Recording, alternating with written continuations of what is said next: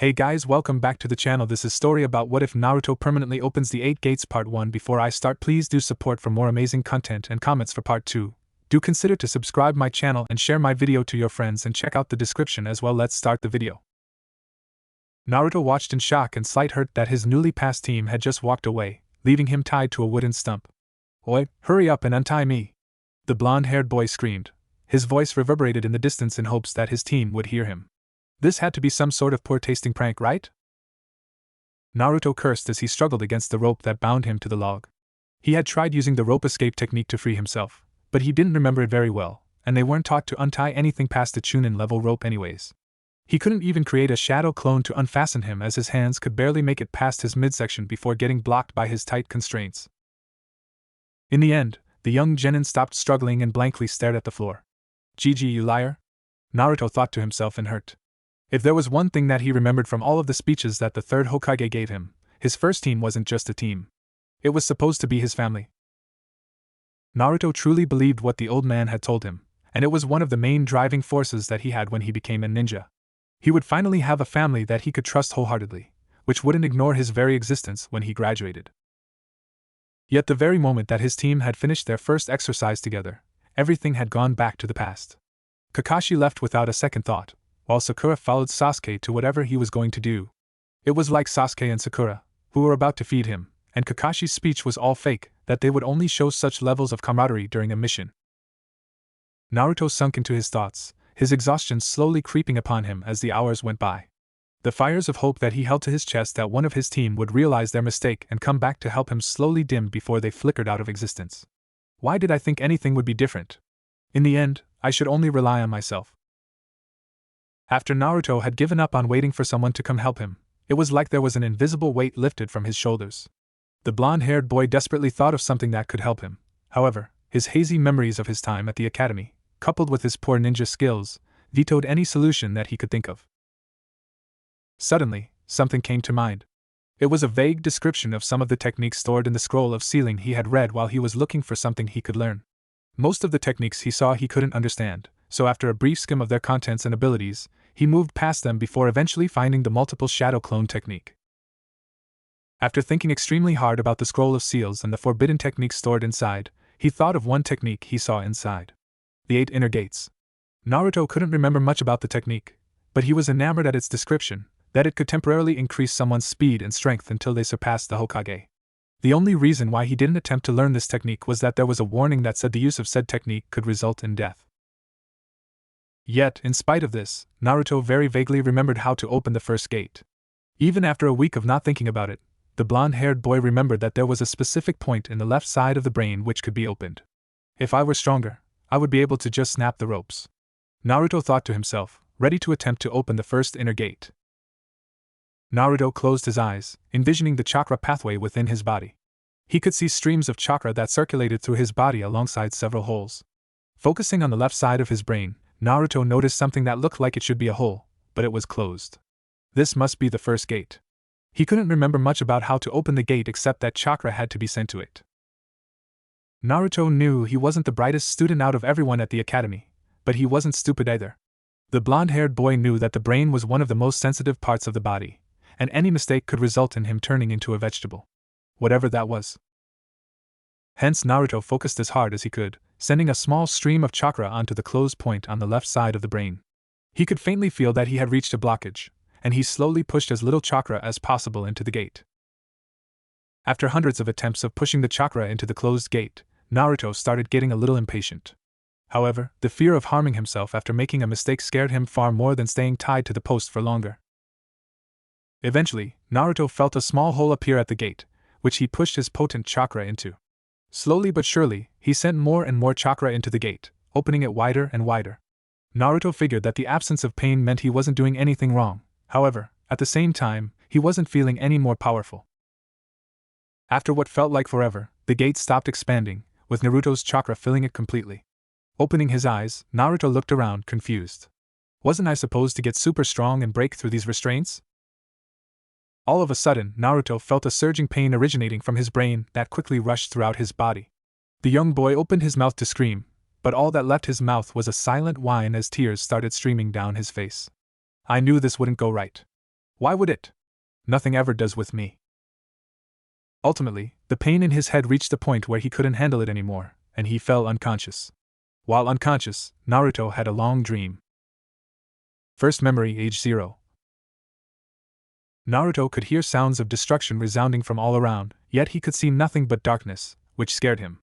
However, he felt a comforting feeling as his whole body was enveloped in warmth, as he was swayed from side to side, which made all the fear vanish. All of a sudden, all sounds started to die down as he lost himself in the warm feeling with all noise drifting away. Had he fallen asleep? Naruto didn't know how long he was in this state. Why was he here? Why couldn't he move? He was broken from his thoughts and fears by the warm sound of a young woman whose voice was intermittently cut off with painful groans. Naruto-me? Don't be a fussy eater, eat lots and grow healthy and strong. Make sure that you bathe every day and stay warm.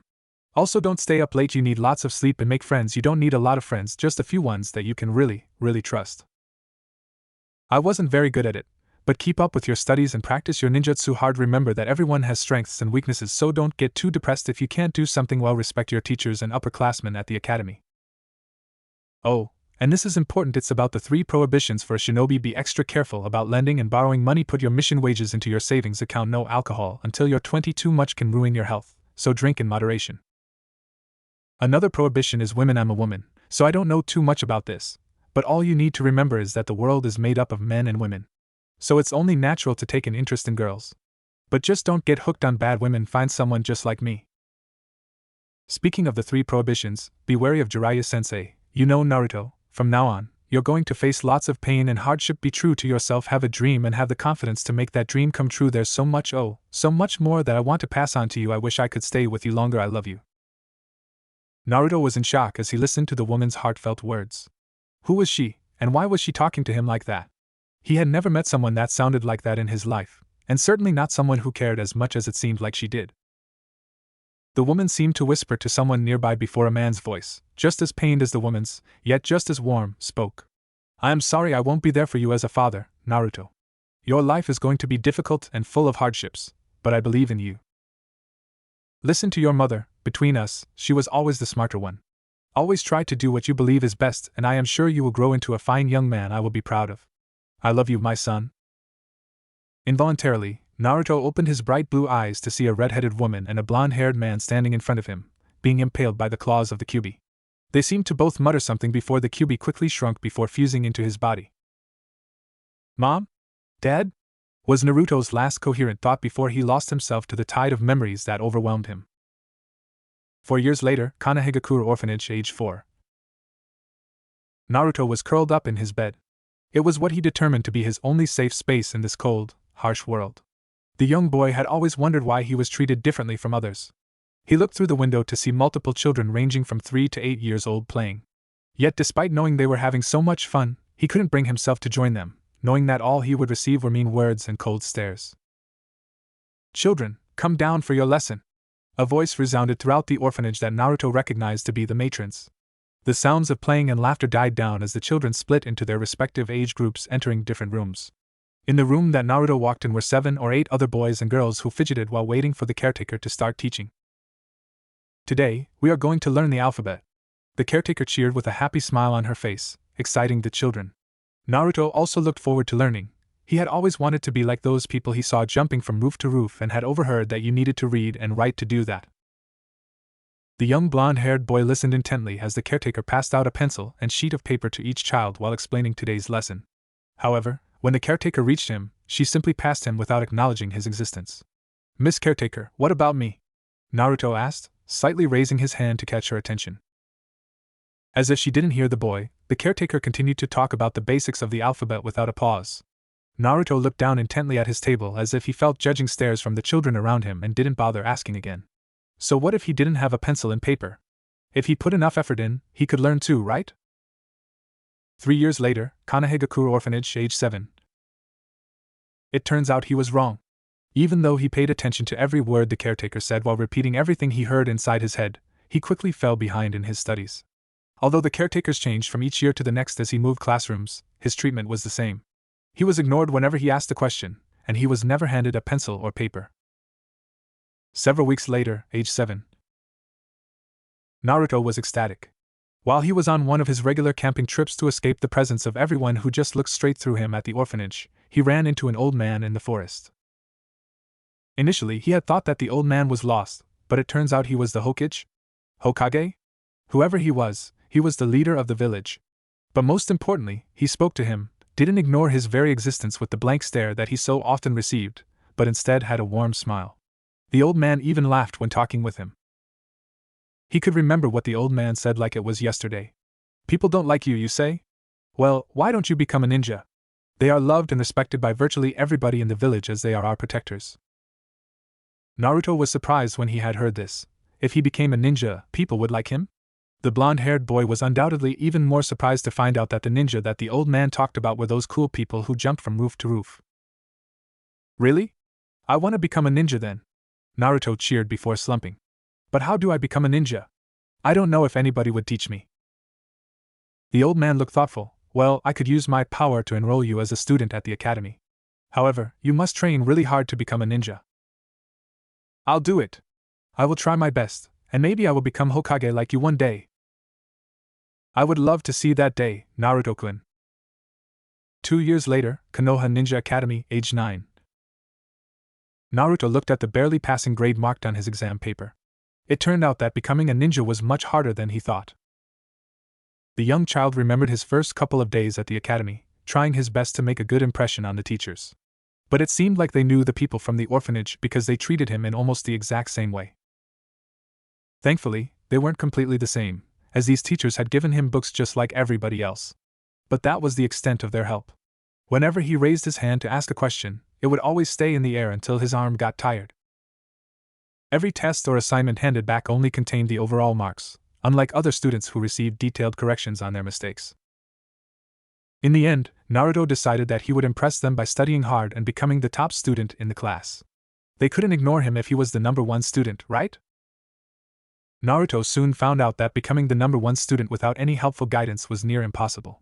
It didn't help that the books he was given contained many words that he hadn't learned or couldn't remember from learning the basics at the orphanage. He was slowly learning the words he missed out or had forgotten with the help of a discarded book that he found in the trash. But as a result, he was spending less time on his ninja studies and fell even further behind.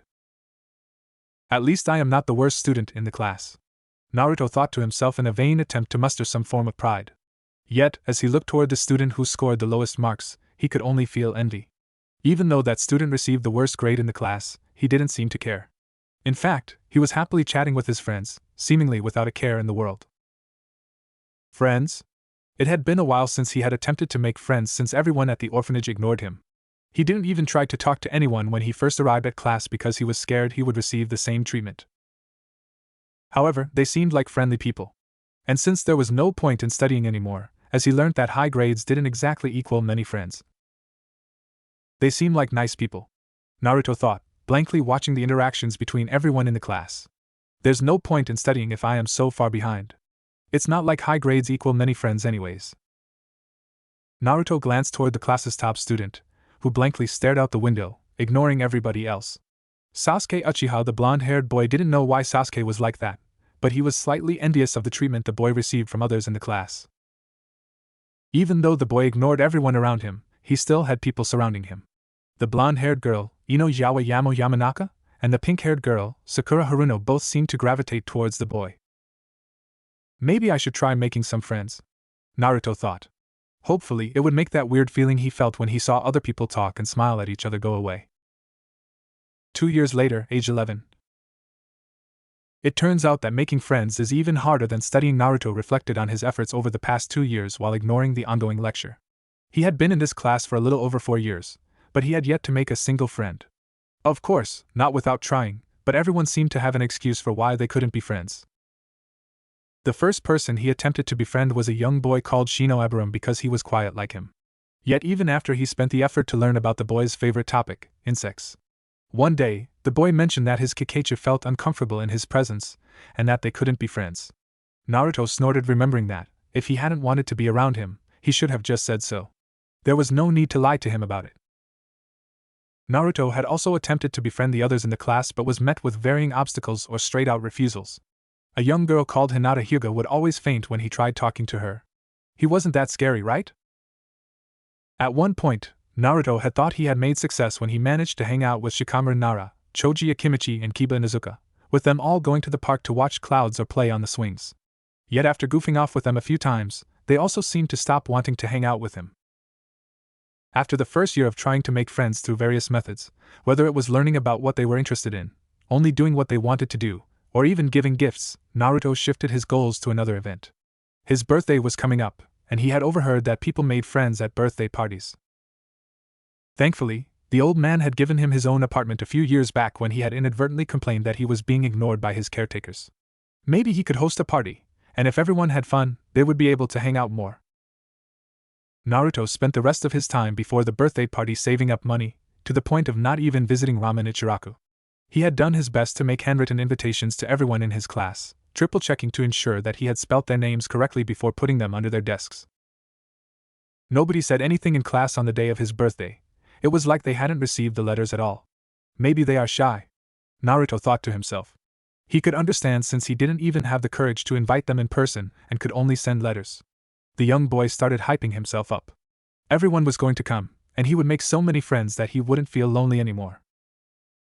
Sloppily made banners decorated the apartment, which made the somewhat gloomy apartment look much nicer. After placing the food on any surface he could see, Naruto sat and waited for his first guest to arrive. Yet after a few hours of waiting after the time specified on the invitations, nobody had turned up. Naruto looked at the birthday cake that sat in front of him. Maybe they are running late? The young boy said hopefully to himself. However, as the hours went by and the food cooled, Naruto started to feel like nobody was planning on coming despite his endless optimism. Did I do something wrong? Why didn't they just tell me if they couldn't come? He was a big boy now. He could take rejection. Especially after being rejected so many times, a small bitter part of himself added. In the end, Naruto silently ate the cake alone. Nobody was coming to his birthday. Maybe they weren't interested because it wasn't good enough? Thinking that had hurt, but it was much better than accepting that nobody liked him. I'll try harder next year, the blonde-haired boy resolved to get at least one person to attend his party next year. For the next year, Naruto spent most of his time saving money.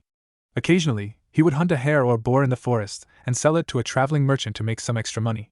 The day before his 11th birthday, he again sent out invitations to everyone by hiding them in their desks. He bought a bigger cake, even more food and better decorations, which were all neatly set out on the day. Yet history repeated itself once more. Even after the increased effort he put in, nobody came even hours after the invitation time. Naruto didn't want to spend his birthday alone again, so he decided to just visit the festival.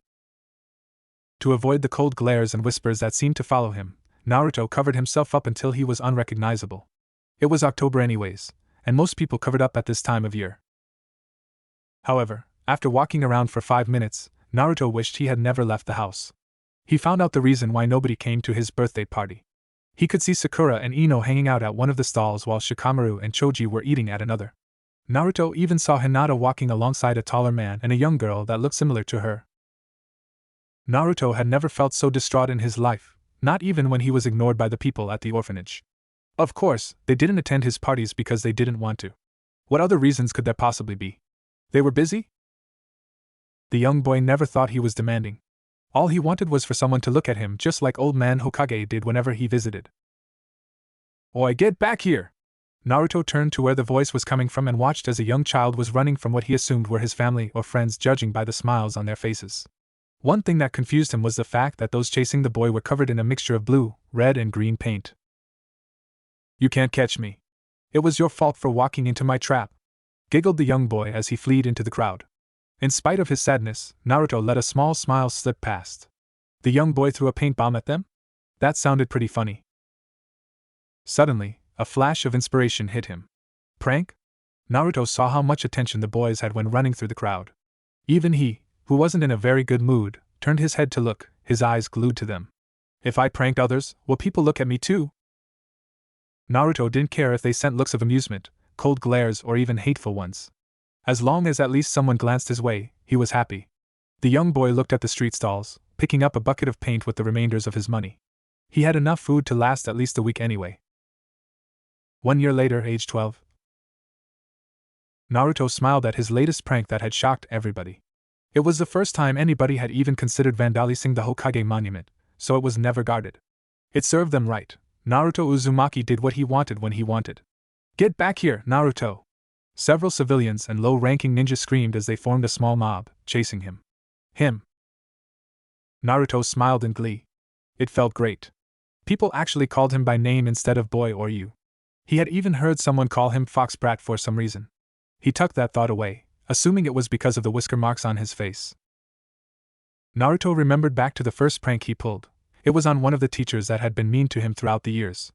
It was a small prank in which he added a fresh layer of paint to the teacher's chair and desk, which quickly coated the teacher's clothes as he sat down. Eventually, the teacher signaled out that it was him, which he unabashedly admitted. Naruto subtly scanned students' reactions in the class. Some looked annoyed, while some were smiling. However, one girl, who he remembered to be Sakura Haruno, flashed a brief smile in his direction before covering her mouth. It made him feel warm and fuzzy, and he really wanted that feeling to continue. At that moment, Naruto decided that he liked the pink-haired girl and wanted to be friends with her, even though he had failed before. Even after being shot down several times asking the girl for a date, Naruto desperately sought that feeling again. So he upped the levels of his pranks, which were slowly becoming more and more elaborate in hopes for her to smile at him once more. Initially, he targeted everyone who was mean to him over the years, but eventually, it escalated into pranking several important parts of the village. Several days later, age 12. Naruto stood in a clearing as he held the scroll of sealing which Mizuki-sensei told him to steal as an additional graduation test after he had failed the regular one. The blonde-haired boy scanned through the techniques on the scroll. Flying Thunder God Jutsushiki and Space-Time Ninjutsu concepts. The 8 Inner Gates. Living Corpse Reincarnation. Eventually, he reached a technique called the Multiple Shadow Clone Technique. Iruka-sensei mentioned that he had failed due to not being able to create a clone. So maybe if he learned how to do a clone technique even after passing the hidden graduation test, he might be promoted to a higher rank. A Super Genin? An Elite Genin? The subsequent events seemed to blur together, as Naruto slowly came to himself in the long dream he was having. You are the Kyuubi no Kitsune! Mizuki screamed at him, who was guarded by a bleeding Iruka. He isn't the demon fox. He is Naruto Uzumaki. Well done. Naruto, close your eyes. Those in the ninja world who break the rules are scum, that's true, but those who abandon their friends are lower than scum. Why did they leave me? Dream over. After experiencing the last of the dream, Naruto awoke in a cold sweat. Was it a dream? It had to have been one. However, despite telling himself that, Naruto knew it wasn't true. Those were his memories, being far clearer than they had ever been before. So I am the son of that red-headed woman and the Yondaime Hokage Minato Namikaze. Naruto blankly stared ahead before bitterly laughing. Ha ha ha, how ridiculous. There's no way. Yet the image of Minato and the red-headed woman looking at him with nothing but love in their eyes as they whispered their last words was permanently ingrained in his mind. There's no way. Why? Why? Why? Naruto's tears rolled down his face. Why did they choose him? Why did they die? Why did they leave him all alone? Naruto wanted to hate them for taking away his fantasies that his parents were still alive out there somewhere, not knowing that he was suffering in Konoha. That they were looking for him and missed him just as much as he missed them. However, he couldn't. Going through his memories, he understood what he wasn't able to understand when he was moments after being born. He could hear and feel the love that they had for him. That they didn't want to leave him alone. That they didn't want to subject him to this life. I'll make them proud. If you are looking over me, I will become so strong that you will never have to worry about me ever again. That's a promise. Naruto screamed to the skies, hoping his voice would somehow be transmitted to his parents in the afterlife. The blonde-haired boy rubbed his face into his orange jacket, wiping the tears from his face. After calming down, he looked down at the rope, tying him to the log. After waking up, he remembered everything he had experienced in his life, including every word of the 8 Inner Gates technique. He didn't use the wrong tenketsu. The first gate, the gate of opening, was located in the left part of his brain. However, instead of slowly opening the gate and saturating it with his chakra, he was supposed to violently force his chakra through the gate, resulting in a temporary increase in strength and speed. Naruto closed his eyes and checked the status of the first gate. It was still open, and there was no strain on his body at all. It was weird because he was out for what was most likely several hours, as denoted by the darkness that surrounded him. Yet the scroll of sealing stated that opening the gate, even the very first gate, was supposed to cause tremendous strain on the body. Even more so for someone like him who had just graduated from the academy. And yet he felt fine. Even better than fine. Did it have something to do with the way he opened the gate? The fact that he was the Jinchuriki of the Kyuubi no Kitsune? Or maybe even the fact that he could have developed a bloodline that affected his body? After his stomach groaned once more, Naruto decided that he would figure out the reasoning behind the changes he was currently experiencing later. All he wanted to do was escape from the ropes, eat, and sleep. Think, Naruto, think! What could I possibly do to escape? Suddenly, a flash of inspiration came to mind. It was a lesson that a Jonin volunteered to do a few years ago because his class was full of clan heirs and was expected to be the backbone of Konoha in the future. One-handed hand seals. At the time, he couldn't understand it, and it wasn't an interesting lecture by any means. However, Naruto did his absolute best to pay attention to every word said and every action the Jonin performed. This was one of the top ninjas of the village. Even if it wasn't useful to him back then, it might come in handy in the future. The multiple shadow clone technique uses a clone seal. Therefore, the one-handed version should be this. Naruto struggled to move his right hand into the correct seal.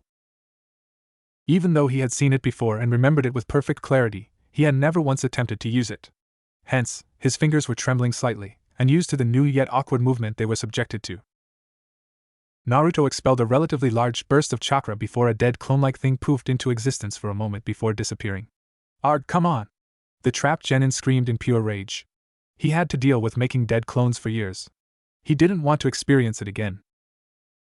After taking several deep breaths to calm himself, Naruto focused on his right hand as he subtly moved his fingers into a more standard shape.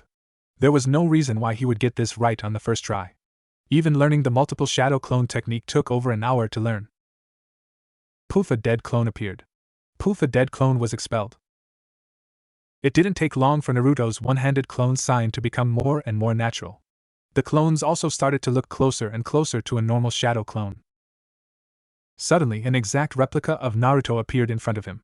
The clone seemed to know what its purpose was as he stuffed his hands into Naruto's ninja pouch, pulling out a slightly blunted kunai before sawing at the ropes tying the boy. "Thanks." Naruto thanked himself. That was weird. But the clone merely gave a grin, "No problem, boss," and dispelled himself. Suddenly, Naruto was hit with a slight influx of memories. He remembered seeing himself tied to the post, rummaging through his own pockets to retrieve a kunai before setting himself free. "I can get the memories of my own clones?" Naruto asked aloud to himself in confusion. He never noticed it before, which wasn't surprising considering all the times he had used them were in fights. Naruto focused, trying to remember the description of the multiple shadow clone technique stored within the scroll of sealing. Multiple shadow clone, A-rank supplementary technique. This technique allows the user to create a large number of copies of themselves. The user's chakra is evenly divided between themselves and their clones. See shadow clone technique for dangers and additional side effects. No wonder I didn't pick up on such an awesome tip earlier. Naruto scratched the back of his head in wonder.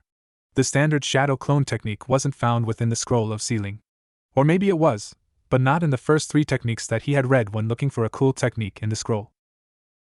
Just as Naruto was about to think of all the potential applications of the shadow clone technique, a sudden wave of tiredness hit him. He was low on chakra, hadn't eaten in almost a day, and hadn't slept in nearly 20 hours. Hence the young genin discarded all remaining thoughts and returned home. Thankfully, Kakashi, the lazy jonin, stated that missions wouldn't start for another day, giving him time to figure out things tomorrow. Contrary to Naruto's earth-shattering revelations yesterday, he experienced the best night of sleep that he had ever had in his whole life. Releasing a small yawn, the blonde rubbed his eyes as he sat up in his bed, contemplating yesterday's events. Now that his emotions had settled down, he wondered what he should do. Naruto desperately wanted to run to the Hokage and scream at him, demanding why the old man kept saying that he didn't know his parents, when he clearly did. He saw the old man pick him up shortly after his parents sealed the Kyuubi into him. There was no way he didn't know. However, what good would it do? The Hokage questioning him about where he learned that information. Him denying it to the very end that he didn't know his parents? The slight satisfaction he might get after hearing it from the old man's mouth? In the end, Naruto now knew who his father was, and he had enough information to figure out who his mother was. He knew what they looked like, but most importantly, he knew that they loved him. Yet the years of lies that the Hokage spewed left a bitter feeling in his heart. He didn't know who his parents were? He didn't know why the villagers hated him? Naruto didn't know if the Hokage would have told him about the Kyuubi being sealed in him unless he was forced to, like Mizuki inadvertently forced him to. The blonde-haired boy so wanted to talk to someone about what he was feeling, but who could he tell? The Hokage had lied to him practically throughout the duration that he had known him. Certainly not his team, that had abandoned him tied to the log not even a day after becoming a team. His non-existent friends? Naruto had even considered telling the Ichiraka duo Tochi and Ayam. He had known them for several years after they had been kind enough to feed him when he had no money. They were some of the kindest people he knew, as they hadn't ignored him due to the Kyuubi. However, they were civilians. Naruto didn't want to burden them with something that could easily get them killed if others found out. In the end, Naruto kept it all to himself. He has handled everything alone ever since he was born. He didn't need to share his problems with others. He knew his parents loved him. That was enough for him. Naruto then thought about the following problem: the 8 inner gates. Closing his eyes, he could still see that the first gate was open, yet he felt no strain. The only thing that had happened after fully opening the first gate was remembering every detail he had experienced in his life. Maybe that was what opening the gate did. The brain did contain memories, so opening the gate allowed full access to the memories. It was different from the massive increase in strength and speed described by the scroll of sealing, but when has anything ever been normal for him? Naruto tried to create an explanation to satisfy him. Yet, he didn't know enough about the 8 inner gates to draw any conclusions. All he knew was that they were actually tenketsu that were usually closed, contrary to the other tenketsu, which are always open. After scratching his head in confusion, Naruto put the problem behind him. Or at least until he had learned enough about the brain, chakra pathway, tenketsu and the gates before studying further. If he had accidentally discovered a new way of opening the gates like Naruto assumed he did, then he would continue to develop the technique into a unique version that only he knows. Maybe opening each gate would provide him with a special ability, or a boost without adding any additional strain on his body. It would be much better than any fancy schmancy temporary boost that wasn't his own strength, and might harm him in the long run. Naruto shook his head and snapped out of his fantasies. There was no use daydreaming about what the technique he inadvertently stumbled upon could do. He should focus on the present. Hence he thought about the next problem he had to solve, the multiple shadow clone technique. There were many things about the technique that he didn't know because they weren't written in the scroll of sealing. The only things that Naruto knew about the technique were that they formed solid clones, and they would pass on every memory experienced in its lifetime when it was dispelled. As a result of the lack of information, Naruto did something he hadn't done for several years. He took notes. How many clones can I make? How much damage can they take before being dispelled? How many memories get transferred back to me? What happens if I dispel a clone with another in existence? Do we both get memories? If a clone does physical training, do I get stronger? Is everything on me cloned, including weapons? If so, are the cloned weapons as weak as the main body? After finishing writing every single application of the shadow clone technique that he could think of, Naruto made a clone sign and willed 4 clones into existence. I want you to read this book. Naruto handed a book from the academy that he hadn't touched, while making a mental note to return it before the end of the week. The clone started grumbling but took the book and went off to read in the corner. Naruto then hastily scribbled something on a piece of paper before handing it to another clone, away from the eyes of the other 2. After ensuring the clone had read it, he dispelled it and looked toward the other 2 clones. You really need to get better handwriting, boss. One of the clones muttered while rolling his before announcing, My name is Naruto Uzumaki, and I like ramen. So it seems like the memories are transmitted to all clones, Naruto pondered out loud before his thoughts were rudely interrupted by himself. I bet even someone who isn't a clone would be able to guess that was what you had written, a clone snarked before suddenly being violently dispelled. Cling, a kunai dropped to the floor in its wake. Naruto gave an evil glare to the other clone, daring it to say something. Hey, I like ramen as much as you do, boss. The clone rapidly shook his head, not wanting to be dispelled like that too. Whatever, just pass me one of your kunai and start working out, Naruto grumbled, extending his hand. Faster than anything he had seen before, Naruto watched the clone quickly pull out a kunai from his pouch before leaving the room to exercise. While waiting for the clone to exhaust itself, Naruto looked closely at the kunai, comparing it to his own. It was an exact replica, whether it was size, shape, weight, hardness, or sharpness. Throwing the clone kunai at the wall didn't cause the kunai to dispel, which was strange since the shadow clone just now had dispelled with a small nick to the leg. Maybe non-living objects retain their properties? If that's the case, then if the object takes any form of damage, it should dispel, Naruto muttered, taking one of his kunai and went to work making a scratch on the cloned one. Sure enough, after 10 seconds of sawing, the cloned kunai disappeared in a puff of smoke.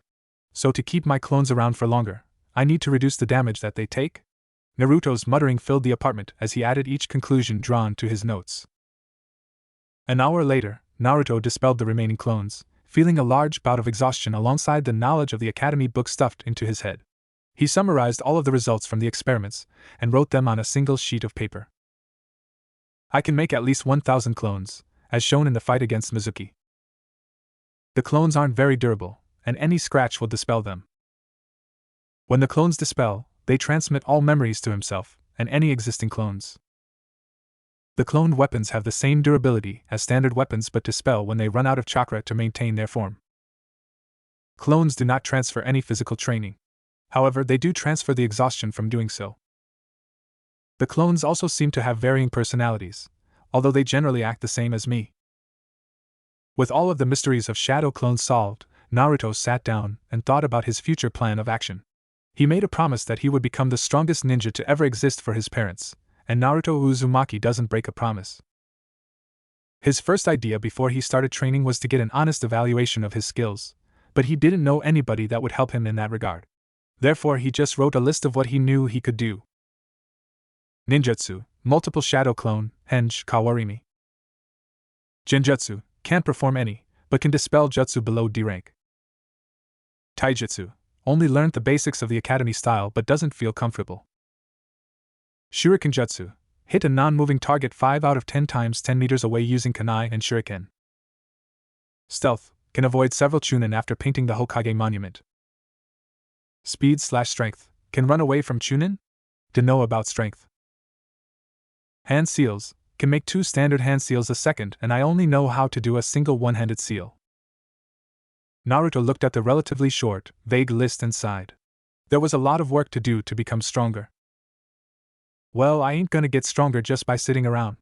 Naruto hyped himself up, ready to leave through the door to do what? What could he do to train himself? Naruto's hand hovered over the door handle. The only thing he knew about training as a genin was that he was supposed to be trained by his Jonin sensei. Were there no other options but to go ask for help? Even though he had only just decided that he could be strong alone? The Shinobi Library.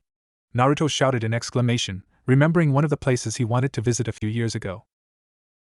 A few years ago, when he was trying to get ahead of his classmates in their ninja studies, Naruto was attempting all sorts of methods to progress his learning. However, with the limited materials he had access to, his learning speed was much slower than his peers. At one point, he had wanted to access the Konoha library to read different books in hopes of finding a different explanation to help him understand the content of the lectures. But he was barred because he wasn't a genin yet, and nobody below the ranks of genin was allowed into the library. The ever-so-curious Naruto had ended up asking about the protocols of the library if only to sate his curiosity. There were several rules for the library that made it both fair and unfair to aspiring ninjas. The first rule was that to view ninjutsu and genjutsu, you had to pay based on the technique's rank. Only B-rank techniques and below are sold, while A-rank techniques and above are either self-created, taught by Jonin, or allowed to read upon entry to Anbu.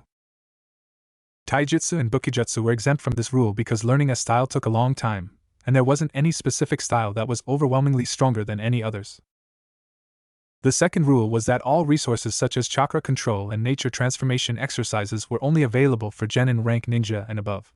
In Naruto's opinion, this rule was the most unfair one, as clan ninjas had a great advantage as they were taught the more advanced exercises and techniques at home, unlike civilians who had to make genin before they could read scrolls.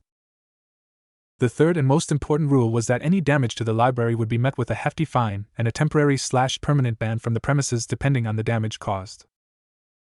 After recalling the rules and regulations, Naruto reached for the money pouch on his waist, examining the contents. There were very few times he wished he didn't spend all of his money on ramen, and this was one of those times as he looked at his almost empty pouch. However, that feeling was quickly squashed by the thought that he needed to focus on the basics first.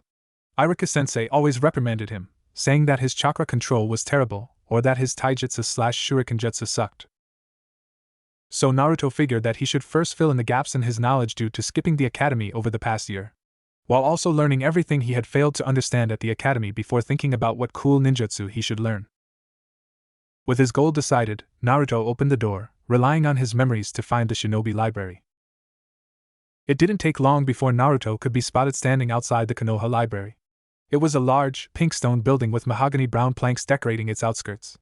Yet despite being a relatively important building in Konoha, The blonde-haired boy noted it was fairly deserted. Naruto hoped he wouldn't be barred from entering due to his past pranking habits.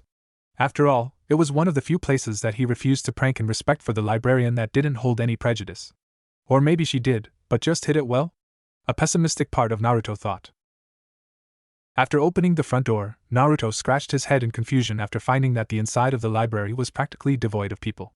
Surely a place that is as useful as the library wouldn't be this empty. Maybe I am here too early? What Naruto didn't know was that the library was rarely visited by shinobi unless they received a D-rank mission to clean it. This was because all taijutsu, kenjutsu and even ninjutsu and genjutsu are usually taught by their superiors. They would only visit the library to purchase a jutsu that they wanted to learn, but nobody knew, or if they wanted to brush up on their geographical knowledge. "Hello, receptionist lady? I would like to visit the shinobi section." Naruto walked over to the half-asleep receptionist, waking the woman from her stupor. "Ah, you're the Uzumaki kid," the receptionist tapered off, earning a sheepish look from the boy. She was reluctant to let him in as she would be held jointly responsible for any damage done to the library. However, rules were rules, and any shinobi were allowed to enter, provided they weren't banned. Naruto looked curiously at the receptionist while she was having internal struggles about letting him but smiled as she sighed, her shoulders dropping all tension. "Just don't damage anything," the receptionist commanded, shooing the boy away while watching him like a hawk. She didn't have anything against the boy, but the boy's love for pranks, even if they were sometimes funny, made her a little wary about what his goal was in visiting the library. Her worries were quelled as she saw Naruto pick up a book on the basics of shinobi arts before sitting by a table in the corner. She continued watching him for the better part of an hour, waiting for him to slip up, but all she could see was him silently reading. Eventually, she decided that the boy could be trusted. It wasn't like she could spend all day watching him, so the receptionist returned to what she was doing before he arrived. Dozing off. Naruto finally felt the gaze on his back disappear, allowing him to immerse himself in the book. He wasn't often stared at, especially with such an intent gaze that drilled into the back of his head, so he initially felt a little awkward. But the awkwardness soon faded as he continued to read the book's contents. It didn't take long before he was able to make his way through the book. As he gently closed the book, Naruto thought back to the contents of the book before coming to a startling realization. He could remember every word of every line of every page in the book. He could remember everything. Naruto took a small slip of paper and wrote the contents of page 48 before comparing what he had written to the text in the book. It was exactly the same. The blonde-haired boy continued to test himself with random lines in the book, with him having a 100% success rate in recalling what he had read. Naruto knew that he had never had this ability before. Otherwise, even with the subtle sabotage he received at the orphanage and the academy, he wouldn't have fallen behind at all. He recalled that this all started after opening the first inner gate, the gate of opening. What if opening the first gate didn't grant access to every memory, but instead caused a change in my brain to give me the ability to remember everything I see? It made sense after thinking about it. Naruto had found it strange that the clone had managed to memorize everything in the book it was given so quickly. But he ended up figuring that it had something to do with the nuances of shadow clones. However, this was completely different. It wouldn't take long for him to catch up and even surpass everyone in his graduation class with this new ability, especially with the help of shadow clones, which made it as if he was reading 10 or even 100 times at once. Naruto took a deep breath to calm himself before he got too ahead of himself. There were still things about the shadow clone technique that he was wary about. After dispelling the two clones that were reading and training, he did feel a significant amount of exhaustion and slight pain from the sudden memory influx. He didn't want to find out what would happen to this slight pain if there were 10, 5 or even only 3 clones reading simultaneously. He might even feel the same sharp pains he experienced when initially opening the first inner gate. The blonde was sure that he was walking on thin ice at the library. With his past penchant for pranks, he knew he would immediately be kicked out if he made noise, even from screaming in pain. Hence Naruto decided to tone down the plan to summon 10 shadow clones and only conjured a single clone. If he discovered that he could handle the strain from more than one clone reading, he would assign more to read in the future. Clone Naruto walked over to a nearby bookshelf, picking up a book about nature transformation before an idea came to his mind. Henge no Jutsu. The clone transformed itself into an ordinary genin before sitting at a table out of the receptionist's view. Naruto's eyes brightened, and he nodded in admiration at the smart idea. He truly was a genius. If others came in, seeing 2 Narutos reading, they might get suspicious about his use of clones. The henge would prevent anybody from walking in and seeing the 2 Narutos reading, while hiding in the receptionist's blind spot would prevent her from calling out why a genin entered without signing in. After learning that the person he considered closest to him, the Hokage, had lied about the two biggest problems that plagued his existence alongside remembering clearly how everyone he knew had treated him, had made Naruto not know who to trust. As a result, he would rather keep his training a secret for as long as possible. After both Naruto settled down, they began to read in earnest, flipping through the pages much faster after discovering his now perfect memory. True to its name, his memory was truly perfect. It didn't matter if he was reading at speeds that most humans, even shinobi, couldn't accomplish, he was still memorizing every word. Yet, despite only focusing on memorizing, Naruto was instinctively breaking down every sentence he read into the basics. This wasn't just rote memorization and recalling facts, but he was actually learning as he was reading. That's strange. If my increase in memory can be attributed to the first gate, what could my increase in understanding be related to? Naruto thought to himself.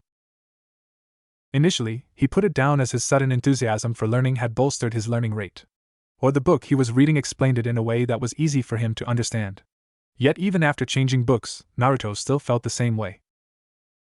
In the end, Naruto shook his head and continued to read. The sudden increase in comprehension and understanding wasn't a problem that needed figuring out. He didn't need to overthink every small thing that happened.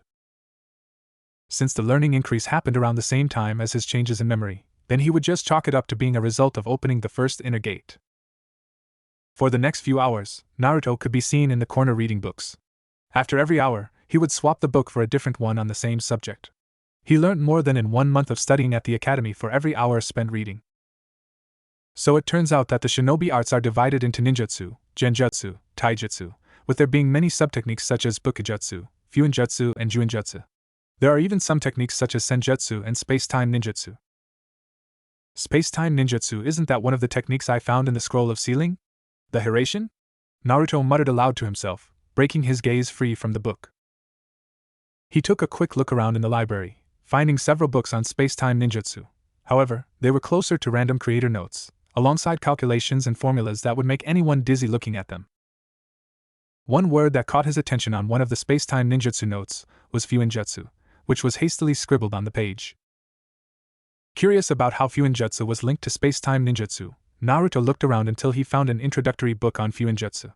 Fuinjutsu is a type of technique whose entire purpose is to seal. Whether objects, living creatures, or chakra, everything can be sealed with fuinjutsu. Naruto's gaze stopped partway through the book despite finding the book an interesting read. The Uzumaki clan, which hailed from Uzushiogakure in the land of whirlpools, were fuinjutsu specialists. Uzumaki clan? I have a clan?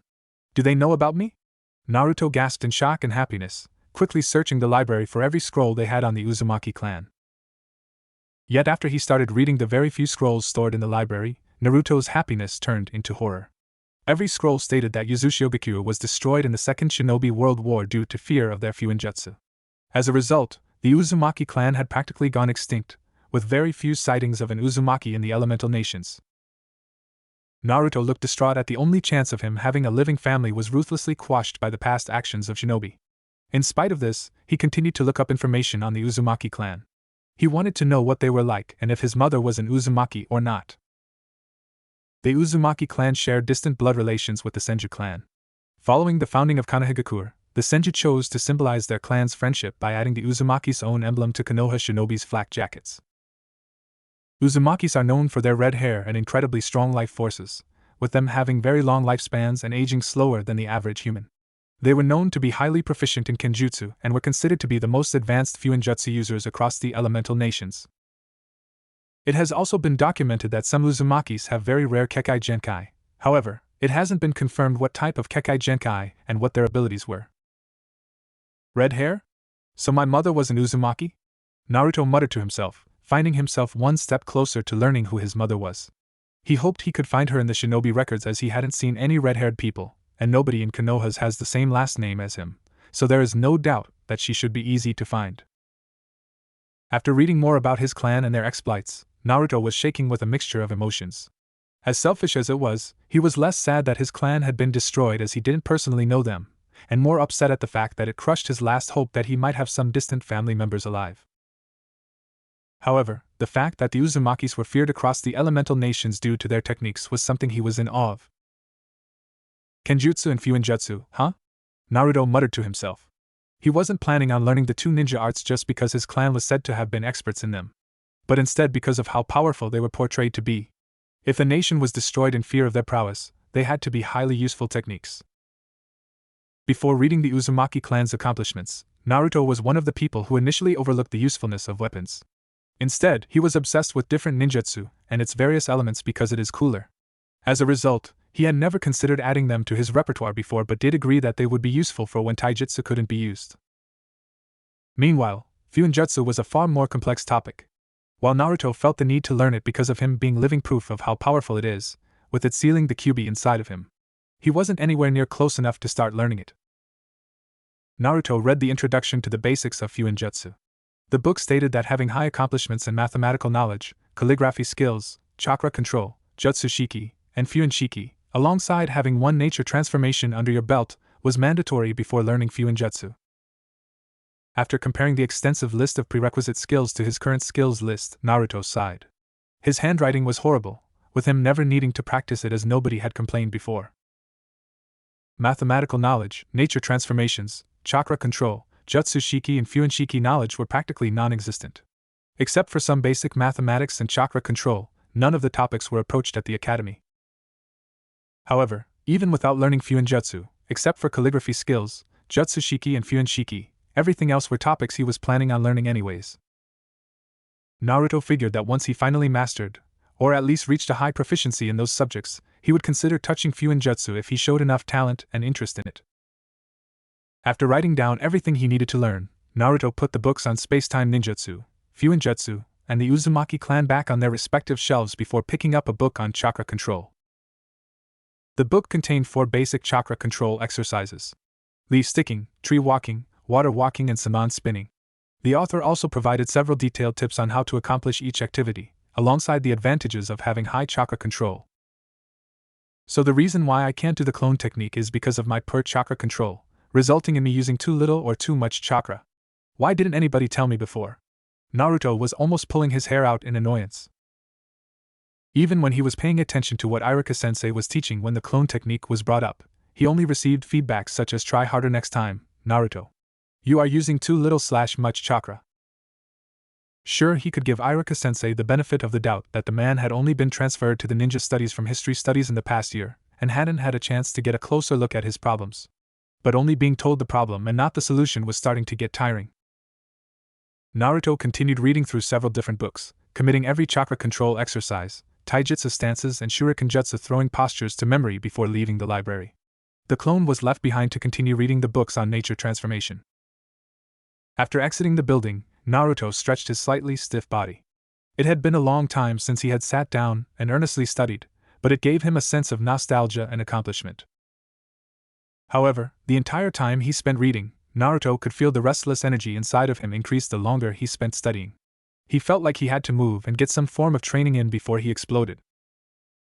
Taking a step towards Team 7's training ground, Naruto's stomach started rumbling. "Well, make that after I get something to eat," the blonde sheepishly muttered while patting his stomach. Initially, Naruto considered going to Ichiraku to order ramen but was reminded of his almost empty money pouch and settled for some instant ramen at home. After eating, Naruto reached Training Ground 7. The first thing he planned to work on was chakra control because it was the foundation of every ninja skill. If one wanted to efficiently use ninjutsu, genjutsu or create fuinjutsu, they needed a certain level of chakra control. Even taijutsu and bukijutsu required the user to continuously mold and send chakra to the muscles and enhance them. However, before performing a technique, chakra must first be molded by combining the 2 types of stamina, physical energy and mental energy. You need a high enough chakra control if you want to mold the correct amount of chakra. Otherwise, you will pull too much or too little chakra. Chakra control is also utilized when hand signs are used to initiate a technique. Naruto knew the reason why his clone technique didn't work was because he molded too much chakra but then wasted too much when performing the clone technique. This resulted in not enough chakra being used for the clone technique. The leaf sticking exercise was a mandatory class at the academy. Despite taking far longer than others of his age, he had finally managed to get it to stick to his forehead for the 5 seconds required to pass the class. This should be relatively easy. Naruto placed the leaf on his forehead before molding and sending a stream of chakra, expecting the leaf to stick like he had managed to do so before. Yet, as if to crush any expectation he had, almost instantly after Naruto sent the chakra to his forehead, the leaf was blasted from his body and disintegrated in the air. What? That has got to be a faulty leaf. I have done this before. Naruto stared in disbelief at the dust carried away by the wind. Picking up another leaf, he molded and channeled chakra again, causing the leaf to soon follow its comrade's demise. At that point, Naruto realized it wasn't a fluke. The lack of practicing chakra control over the past 2 years had resulted in him losing the minute control of his chakra that he once had. In fact, Naruto considered it a miracle that he could open the first gate without destroying his brain after knowing that his chakra control was completely shot. Poof! Naruto conjured 5 clones into existence. It wasn't too high a number, and they were only practicing the leaf sticking exercise. He figured that he would be able to handle the mental strain from them dispelling. Everyone picked up some leaves that were lying on the ground, which were unaware of the fate that they would suffer, and attempted to stick them to their foreheads using chakra.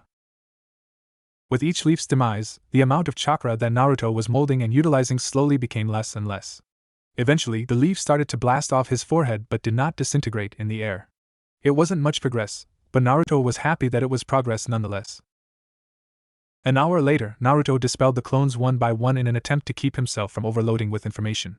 To his surprise, he didn't feel much discomfort. Even though he had dispelled thousands at one point after fighting Mizuki, they were only in existence for mere seconds to minutes before being dispelled. In addition, the clones had hardly transmitted any information back. Whether it was because of the adrenaline from the fight or the lack of good memory, Naruto didn't know. Yet these clones had been focused for a little over an hour on an exercise that he found relatively tricky, but he didn't feel any discomfort from obtaining what was essentially 5 hours of memories. Naruto picked up a leaf, sticking it to his forehead to check if the feedback from his clones increased his chakra control. True to his expectations, the leaf adhered to his head for almost a second before lightly being blasted off. It seems that I am correct in thinking that shadow clones can increase chakra control. Because I can handle the strain, maybe I should increase the number of clones? Nothing too drastic, maybe about 50 clones? Naruto muttered to himself. After integrating the clones' experiences into his memory, Naruto realized that summoning 5 shadow clones didn't mean he would progress 5 times faster. However, it was still much faster than exercising alone. As a result, 50 clones wouldn't increase his chakra control 50 times, but it would be a hell of a lot faster than 5 clones. Making another clone sign, Naruto willed 50 clones into existence. Although a quick headcount made him realize that only 43 clones were actually present. Stupid chakra control underpowering my techniques, not making the number of clones I want. Naruto grumbled and summoned another 7 clones to make a perfect 50. The clones silently sat down, picked up a nearby leaf and placed it on their foreheads. Now that he had confirmed that chakra control exercises performed by the clones increased his control, Naruto planned to leave them and focus on something his clones couldn't help him with. Physical exercise. I'll leave you guys alone and go train, hee. Naruto chuckled at his own pun before walking away, receiving a mixture of suppressed laughter, glares, sighs of exasperation and looks of confusion from his clones. Standing in a large open clearing, Naruto recalled everything he knew about exercise, which wasn't much. He knew the basics, such as squats, lunges, planks, pull-ups, sit-ups and running, but hoped that the library would have a book on the subject that he could read when he visited next. While Naruto didn't exactly have a goal in mind when performing these exercises, he figured he would do each one until he couldn't anymore. It was reckless, but he never had any problems following this routine at the academy. So Naruto threw caution to the wind and pushed himself until he couldn't move anymore. It was his dream to become the strongest ninja ever to exist, and Naruto knew that he wouldn't be able to do that if he didn't push himself harder than others. He had overheard one of his upperclassmen at the academy say it while hyping himself up before training. If you believe in your dreams, you can accomplish them just by working hard. Although it was a strange ideology, it appealed to Naruto. It didn't matter if he had talent or not, if he progressed fast or not. All that mattered was if he had enough perseverance and determination to reach his goal. At the same time, if you failed to achieve your dreams, you couldn't blame anything except your lack of hard work. Naruto didn't know what happened to that upperclassman, but he knew that the boy graduated, becoming a genin approximately a year ago. While thinking about these random thoughts, Naruto pushed himself beyond every limit his body had until he couldn't move anymore. At that point, he laid on the slightly damp grass and stared at the clouds while he waited to recover some level of movement.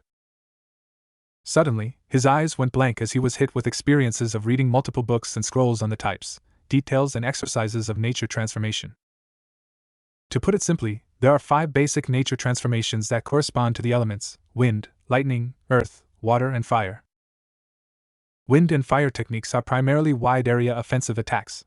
Water techniques are effective at capturing the enemy. Earth techniques are usually defensive or supplementary, with very few useful offensive techniques. Finally, lightning techniques involve single-target attacks with high speed and lethality. Every person's chakra has an affinity toward one or more of the 5 basic nature transformations. This affinity is usually caused by genetics and can be determined by a special type of paper called chakra induction paper. Chakra induction paper? That's going to take another load of Rio out of Gamachan. Naruto wept.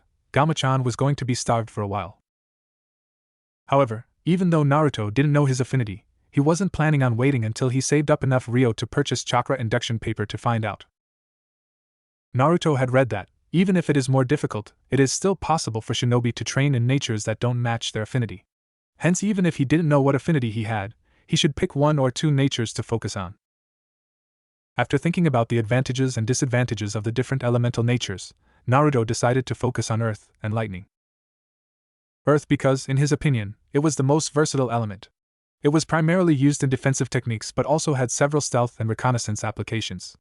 Meanwhile, lightning was undoubtedly the most suitable offensive element for him, with its quick attacks and lethal nature. After thoroughly analyzing the clone's memories and determining the natures he wanted to focus on, Naruto stood up and headed back to the group of practicing clones. He started to dispel the clones in groups of 5s every couple of seconds.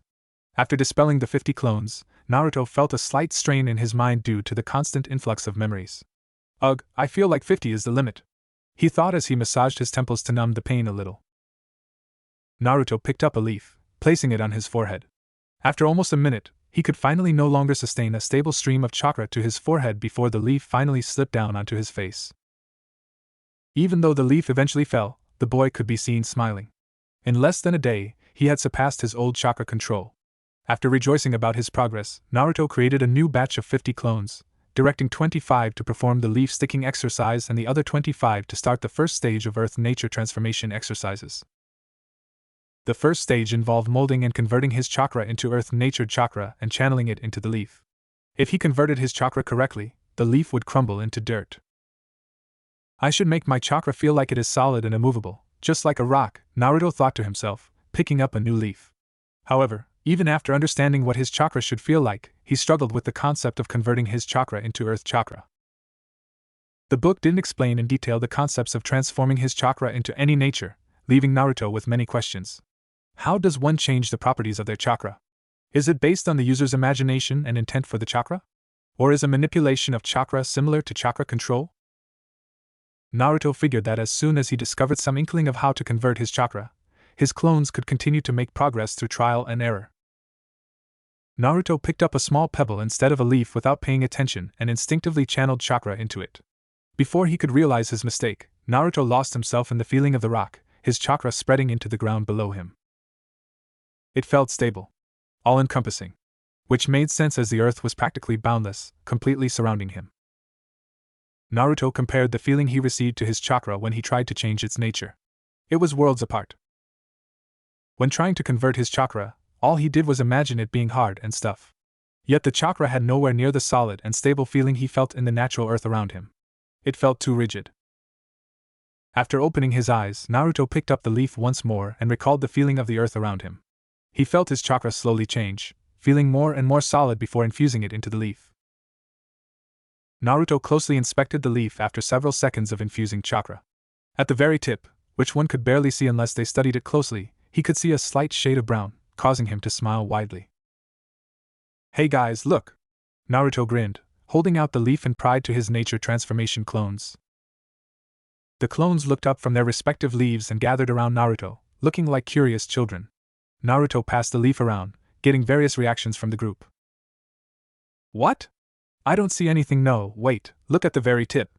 Oh. Boss, you're awesome. Naruto grinned sheepishly at their praise, scratching the back of his head in embarrassment. It was very easy for him to forget that they were him, but he still enjoyed their compliments nonetheless. I will dispel you all, and we can all start from this point. Naruto dispelled the clones. Even though the original clones didn't make any part of the leaf change into dirt, they had all increased their proficiency in converting their chakra while sending it into the leaf. The new 25 Narutos appeared, picked up some more leaves, and continued training. By this point, Naruto realized that he had finally recovered from the intense physical training. He had always recovered faster than others of his age. Whether he suffered any injuries or just exhaustion, it would vanish in less than an hour of resting.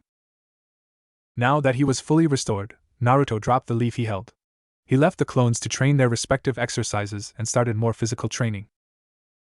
He could see the visible progress he made when he managed to perform 1 or 2 more push-ups than he did a little over an hour ago, and it only motivated him to work harder. The next day, Naruto woke up early and sent a clone to the library.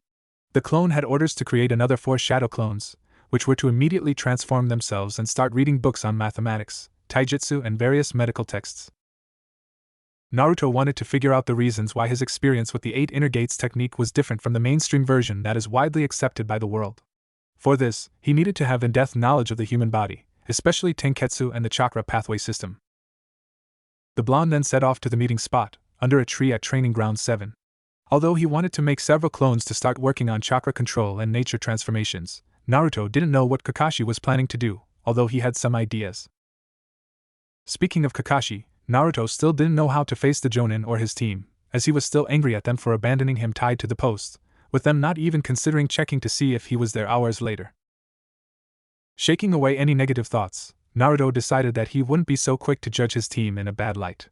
Maybe they had made an honest mistake of thinking that one of the others would come back to check on him. He had made several mistakes throughout his life, and knew that nobody was perfect. So he wouldn't hold it against them forever. Naruto knew that in spite of all of the changes that had happened over the past day, he still desired to have friends and family. Even if the third Hokage had often lied to him, he still clung to the idea that his first team would be his comrades, friends, and family. As a result, he decided that he would make efforts to try to reach out to his team. However, friendship requires efforts from both sides. If they rejected him, he would treat them amiably since they were on the same team, but he wouldn't go out of his way to help them with their troubles. By the time he came out of his thoughts, Naruto had already arrived at the training grounds 10 minutes before the scheduled meetup. Neither Sakura nor Sasuke were there, so he rested his back against a nearby tree and closed his eyes. Yet after waiting for another 5 minutes without any sign of his teammates or teacher, the restless energy inside Naruto practically demanded that he do something to stave off his boredom. So the boy picked up a nearby leaf, attempting to channel Earth Chakra once more. The hours that his clones had spent working on his Earth nature had resulted in significant progress, with the tip of the leaf crumbling to dirt when chakra was applied. Of course, this was nowhere near mastery, but Naruto was sure that he would be able to master the first stage of Earth nature transformation within a month of training. He planned to start his lightning nature transformation when he had enough Ryo to purchase a steady supply of light bulbs. Naruto was brought out of his concentration when he heard familiar voices in the distance. Looking up from the leaf, he could see Sasuke and Sakura walking toward him. The pink-haired girl was constantly talking about one topic or another, while Sasuke seemed to tune out everything she was saying, which didn't seem to deter the pinkette at all. "Good morning, Sasuke, Sakura." Sasuke gave a slight nod of acknowledgement before returning to his thoughts. "Naruto?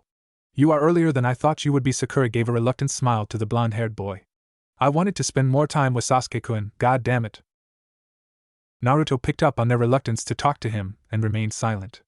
If the other two noticed his characteristic change in loudness, they didn't care to make a comment on it. As a result, for the next 3 hours, Naruto was focused on his Earth nature transformation, occasionally picking up a new leaf when the current one was too damaged.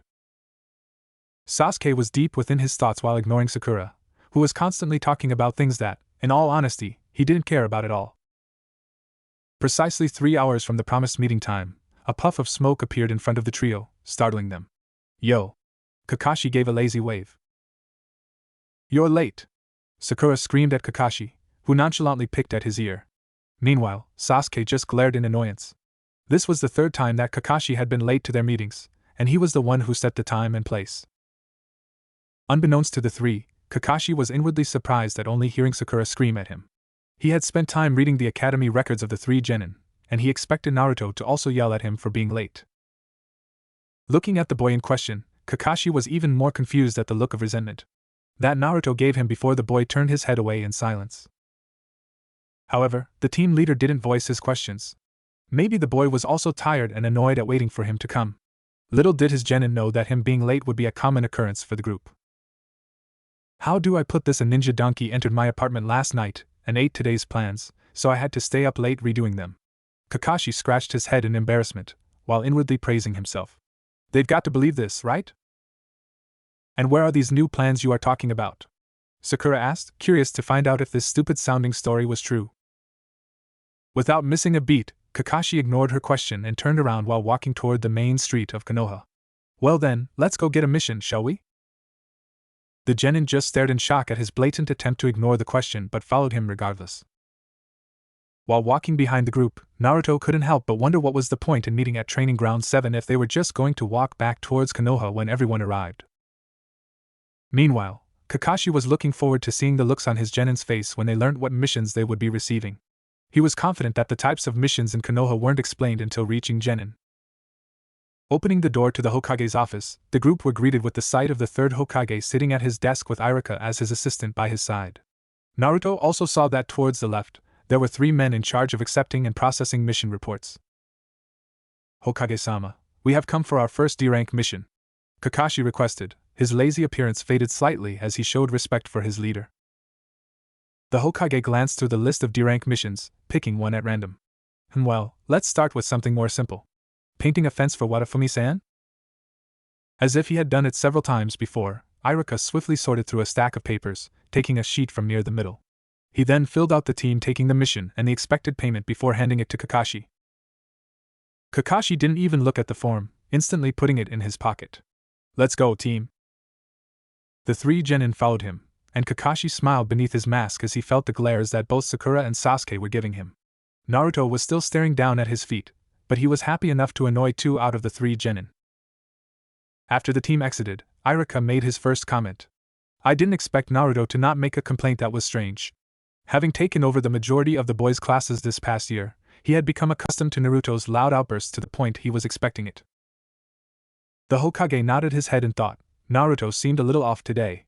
Even in a formal setting like this, he would usually greet him with all the usual disrespect that he was used to receiving from the boy. However, today he was uncharacteristically silent. He probably knew about what D-rank missions entail a long time ago, Iruka-kun. Naruto-kun has been in the office many times when missions were handed out to genin teams and even some newly promoted chunin. Hiruzen explained, receiving an understanding nod from his assistant. In fact, what the Hokage said was close to the truth. Naruto had been in the office many times when missions were being handed out, even before entering the academy. However, if not for his sudden clarity of memories, he would have forgotten all about the differences between D, C and B-rank missions. Naruto stood with his team as they knocked upon a door near the village center. Shortly after, an old woman with graying hair opened the door with a bewildered look. Hello, we are here for the mission. Kakashi gave an eye smile to the old woman who was wondering what they wanted. Oh? Curse my deteriorating memory, you guys are here for the fence painting? Let me just bring you all inside. The old woman scanned the team, her gaze freezing on Naruto for a moment before dismissing him like he wasn't there. An action that went unknown to half the team. Kakashi looked down at his student with slight concern, only to see that the boy seemed unfazed. Either Naruto is used to such treatment, or he didn't see it. The jonin furrowed his brow. Which one was it? The old woman led the team to the backyard. It had 3 fences roughly 8 feet tall, with white paint so old that it was starting to flake off. Please paint all the walls with the white paint provided. I will bring out some juice later. Wait, what about the top of the fences? We can't reach them, Sakura asked, hoping for some sort of box to stand on. Or maybe Sasuke-kun could let us hop onto his shoulders. She inwardly exclaimed, sighing as her impulsiveness stopped her from getting closer to Sasuke. There are some stepladders in the house that were loaned to me. Unfortunately, there are only Th2 available. So one of you will have to go without. The old woman handed the step ladders to Sasuke and Sakura before walking to the house to rest. Well then, guys, I will take this wall. Naruto picked up a bucket of paint and a wooden brush and headed to his self-appointed fence. Sasuke-kun, how about we share the same wall? Sakura asked hopefully. Now that Naruto had finally taken the hint and moved to the opposite side of the garden, maybe they could have some alone time. I think it would be better if we each took a wall. As soon as the pink-haired girl finished, she was shut down by Sasuke, who glared at the wall. Am I seriously going to waste my time doing this? Slightly depressed at being shot down without a second thought, Sakura sighed and went to the last unoccupied wall before freezing. Kakashi-sensei, what are you going to be doing? Oh, don't mind me, Sakura, I am supervising you to make sure you do the job right. Kakashi gave a lazy wave before rummaging through his pockets and pulling out the orange book he was reading in the Genin exam. Sakura had a growing tick mark at the blatant laziness of her Jonin-sensei but took her frustrations out on the floor. Hopefully, I don't get paint on this dress. It would be a nightmare to remove. The pinkette grumbled. Yeah, and if we do, let's clobber our sensei. Shinaro. Kakashi looked toward his blonde student. The boy was the first to start painting and the Jonin could see that he had experience in doing so. So by this point, Naruto was close to reaching the top of the first plank. Kakashi had expected him to ask either Sakura or Sasuke for a step ladder but was shocked by Naruto simply making a hand sign and conjuring a shadow clone. The existence of the clone pulled Sasuke from his thoughts and Sakura from her conversation with inner Sakura, both looking curious as to why Naruto was summoning one of his solid clones. The team then saw the clone hop onto the shoulders of its creator, with Naruto picking up the paint can, allowing the clone to dip his brush in the bucket. After the clone had finished painting the top of the first plank of wood, Naruto crouched down and started from the bottom of the second plank, slowly making his way to the top. Naruto thought about making more clones to help with the painting, but after thinking about it, he decided not to. There were only 3 buckets of paint in total, so multiple clones would have to share a single bucket, which would cause a lot more trouble than it solved. Sasuke and Sakura turned back to their respective fences, glad that they didn't have to share a stepladder. Not only would it get annoying quick to constantly have to ask to borrow the ladder, but they would have to wait, making the mission take even longer than it should do. About 2 hours later, the sun had reached its peak and was blasting everyone in Konoha with heat. Sakura was sweating from the constant exposure to the sun while being worried that she would tan because she had heard in the academy that Sasuke didn't like tanned girls. Sasuke wiped the sheen of sweat that had gathered on his forehead, inwardly cursing that he had to continue painting even in this heat. Meanwhile, Naruto felt much less hot. The bright orange jacket and trousers he wore acted as a reflective screen, dissipating some of the heat, making it much more bearable. You guys sure are working hard. I made a good decision to hire some ninja to get the job done. The old woman walked out of the house, holding a tray with 3 glasses of juice. She smiled at the progress. The fences almost were covered in their first coating. I need to submit another mission for the final coating. The old woman handed a glass of juice to Kakashi, Sasuke and Sakura before heading back in. Sakura and Sasuke were far enough from Naruto that they couldn't see the blatant mistreatment that the boy suffered, but Kakashi was in clear view of everything. However, what could he do about it? Threaten the woman that he would report her to the Hokage for playing favorites? It's not like he had any evidence. In the end, Kakashi made a mental note to talk to Naruto and the Hokage if the boy showed any sign of discomfort from the treatment he was receiving. Kakashi lazily walked over to Naruto. The sudden shade from his shadow caused the boy to look up from the fence he was painting. He held out the glass of cold juice, prompting the boy to give a strange look at his sudden gesture. The silver-haired Jonin looked confused. He didn't remember doing anything to earn Naruto's ire. Maybe the boy was far more aware of the differences in treatment that he received from the old woman than he thought. Kakashi almost thought what he saw was a mistake as Naruto's facial expressions reverted to normal as the boy gently took the juice out of his hand before downing it. Thank you, Kakashi-sensei. Naruto politely thanked the Jonin, not knowing what to do with the sudden thoughtfulness shown. No problem, Naruto. Kakashi took the empty glass and walked back to his spot in the shade, unsealing a water bottle from his pouch and taking a sip. Less than 30 minutes later, Naruto had finished painting his side of the fence. He looked around to see that Sasuke was almost done himself, while Sakura was lagging behind. Instead of asking Kakashi what he was required to do next, Naruto only did the obvious. Help his teammates. The blonde took his paint bucket and started painting the opposite end of Sakura's fence. Kakashi saw this and nodded his head with a hidden smile under his mask. He was glad to see that Naruto had really taken the teamwork aspect to heart. Sakura also noticed this. Instinctively, she wanted to get angry at Naruto, who she presumed to be trying to win her favor. Yet knowing that she would be the one to hold everyone up under the sweltering heat resulted in her swallowing her insult.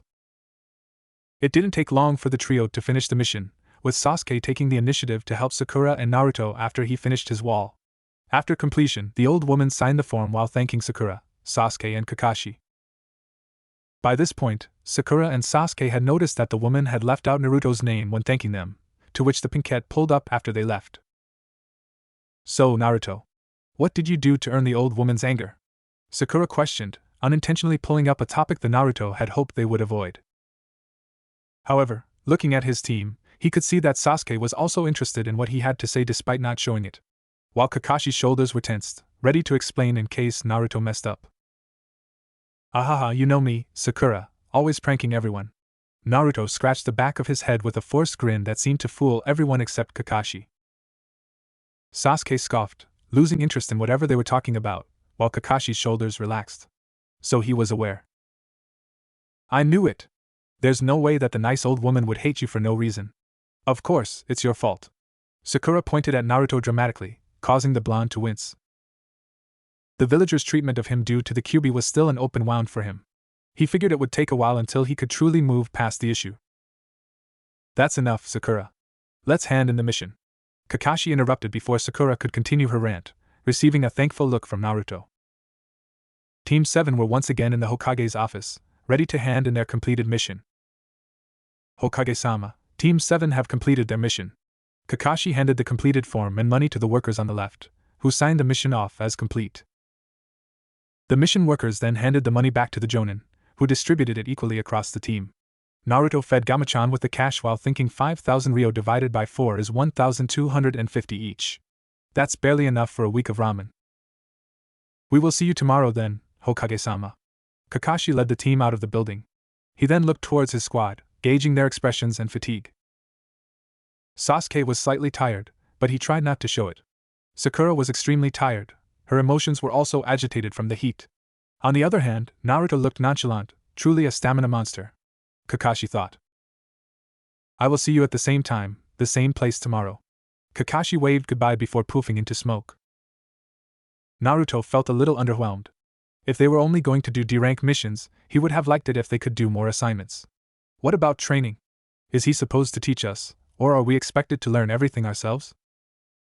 Naruto decided that if Kakashi was going to be 3 hours late again tomorrow and do one mission with the team before leaving, he would get some physical and clone training in. He might even ask if he could do several more D-rank tasks using shadow clones to earn more money to buy jutsu from the library. Sasuke-kun, would you like to go to a restaurant together? Sakura asked excitedly. She was looking forward to spending the ryo that she had just earned. It was the first bundle of money that she received that wasn't pocket money or birthday money. Sasuke just shook his head and walked away. Today was a waste of time, he thought to himself.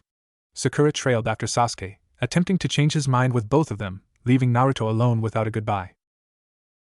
The boy in question looked hurt for a moment before shrugging it off and walking towards the village center. After transforming himself into a random man, Naruto stopped by a ninja store to buy some special light bulbs used by ninjas for lightning nature transformation exercises. He then proceeded to head to the training grounds to make up for lost training time. 2 days later, Naruto stood behind his team with a bored look as they waited outside the Hokage's office. His team's routine had been practically the same every single day. Kakashi always being 3 hours late, only completing a single D-rank mission. Kakashi would split the money and dismiss the team. Almost instantly, Sasuke would leave, with Sakura trailing behind him. After subtly observing his team during their time spent together, Naruto identified the common behaviors of his team. Sasuke spent most of his time deep in thought. He rarely initiated a conversation with others unless he needed something and only responded when asked something. Meanwhile, Sakura spent most of her time thinking about and talking to Sasuke. Thankfully, she had stopped hitting and shouting at him since the Genin exam, although she would occasionally make a snarky comment when the villagers' treatment of him was brought up. On the other hand, Kakashi seemed like a nice but strange guy. In his opinion, nobody could read porn out in public places and not be a weirdo. He appreciated that the man hadn't ignored him when the civilians treated him like he wasn't there, with the silver-haired Jonin occasionally coming to check on him. So it was a mystery as to why, if he was that caring, did he leave him tied to the post? However, one thing that Naruto had noted was that Kakashi was a lazy Jonin instructor. Maybe he was waiting for some reason to train them or hadn't made a training schedule. Whatever the reason was, he had yet to make any efforts to teach the group, content with just observing them. Naruto felt it was fortunate that he had the initiative to train independently instead of waiting to be taught something. As a result, he had mastered the leaf-sticking exercise, with all of his clones able to keep the leaf attached to their heads indefinitely. They can even adhere the leaf to their hands, elbows, and knees while moving about. The increase in chakra control had yielded some visible results that Naruto was quick to notice. He was able to create approximately 10% more clones while creating the exact number he wanted. It was also easier to transform the right amount of chakra into earth/lightning natured. After mastering the leaf sticking exercise, the clones had started on the more advanced chakra control exercise, tree walking. Naruto was also glad that near the main training grounds was a small lake, meaning he had a nearby source of water for when he eventually moved on to water walking. Naruto shivered for a moment while thinking of the lake. He cursed his perfect memory as he could clearly remember the horrors of Kakashi performing the Konohagakure secret finger technique, 1,000 years of death on him. While involuntarily thinking about it, Naruto delicately shifted a few inches further away from Kakashi. As the team handed in their completed mission for the day, the moment the Hokage dismissed them, Naruto spoke out. "Hokage-sama, I request permission to perform additional D-rank missions on my own." Compared to hearing the shocking news that a genin wanted more D-rank missions, the Hokage was more surprised at how Naruto had addressed him. While he had noticed some changes in Naruto's attitude over the past few days, he didn't realize that their relationship had deteriorated to this extent. This isn't good, Hiruzen thought to himself. In addition, Kakashi had made some concerning reports about the civilians' overall attitude towards Naruto during missions. During the past 2 missions, the Jonin had written additional notes in their mission reports of blatant mistreatment of Naruto from the civilians issuing the mission. "And why do you want to do more D-ranks, Naruto-kun?" Hiruzen asked, wanting to draw more information out of Naruto. If Kakashi's reports on the villagers' attitudes toward the blonde were accurate, why would Naruto ask for additional D-rank missions? Naruto was confused at the sudden line of questioning, not expecting to be investigated for wanting additional missions. Yet he didn't even need to think about his reply as it had been on his mind the past few days. "I need money." Money? After hearing that, Hiruzen understood. Naruto was now a genin of Konoha, so he was no longer eligible for the stipend that orphans could receive. The Hokage knew that Team 7 only performed 1 D-rank mission a day, which meant that they earned from 1250 to 5000 ryo a day depending on the mission difficulty and pay. That was barely enough to support the minimum needs of a ninja, even less so for a growing boy living on his own like Naruto. Hiruzen guessed that the others made no mention to perform additional D-rank missions because they all had money to fall back on. Sakura Haruno lived with her civilian parents, and she didn't need to buy food or pay rent. Sasuke Uchiha had inherited his family's wealth, and would be able to claim the wealth of his clan upon promotion to Jonin, while Kakashi had his savings from his Jonin missions. "Well, we have an overabundance of D-rank missions, Hokage-sama," Irika interjected, bringing the Hokage from his thoughts.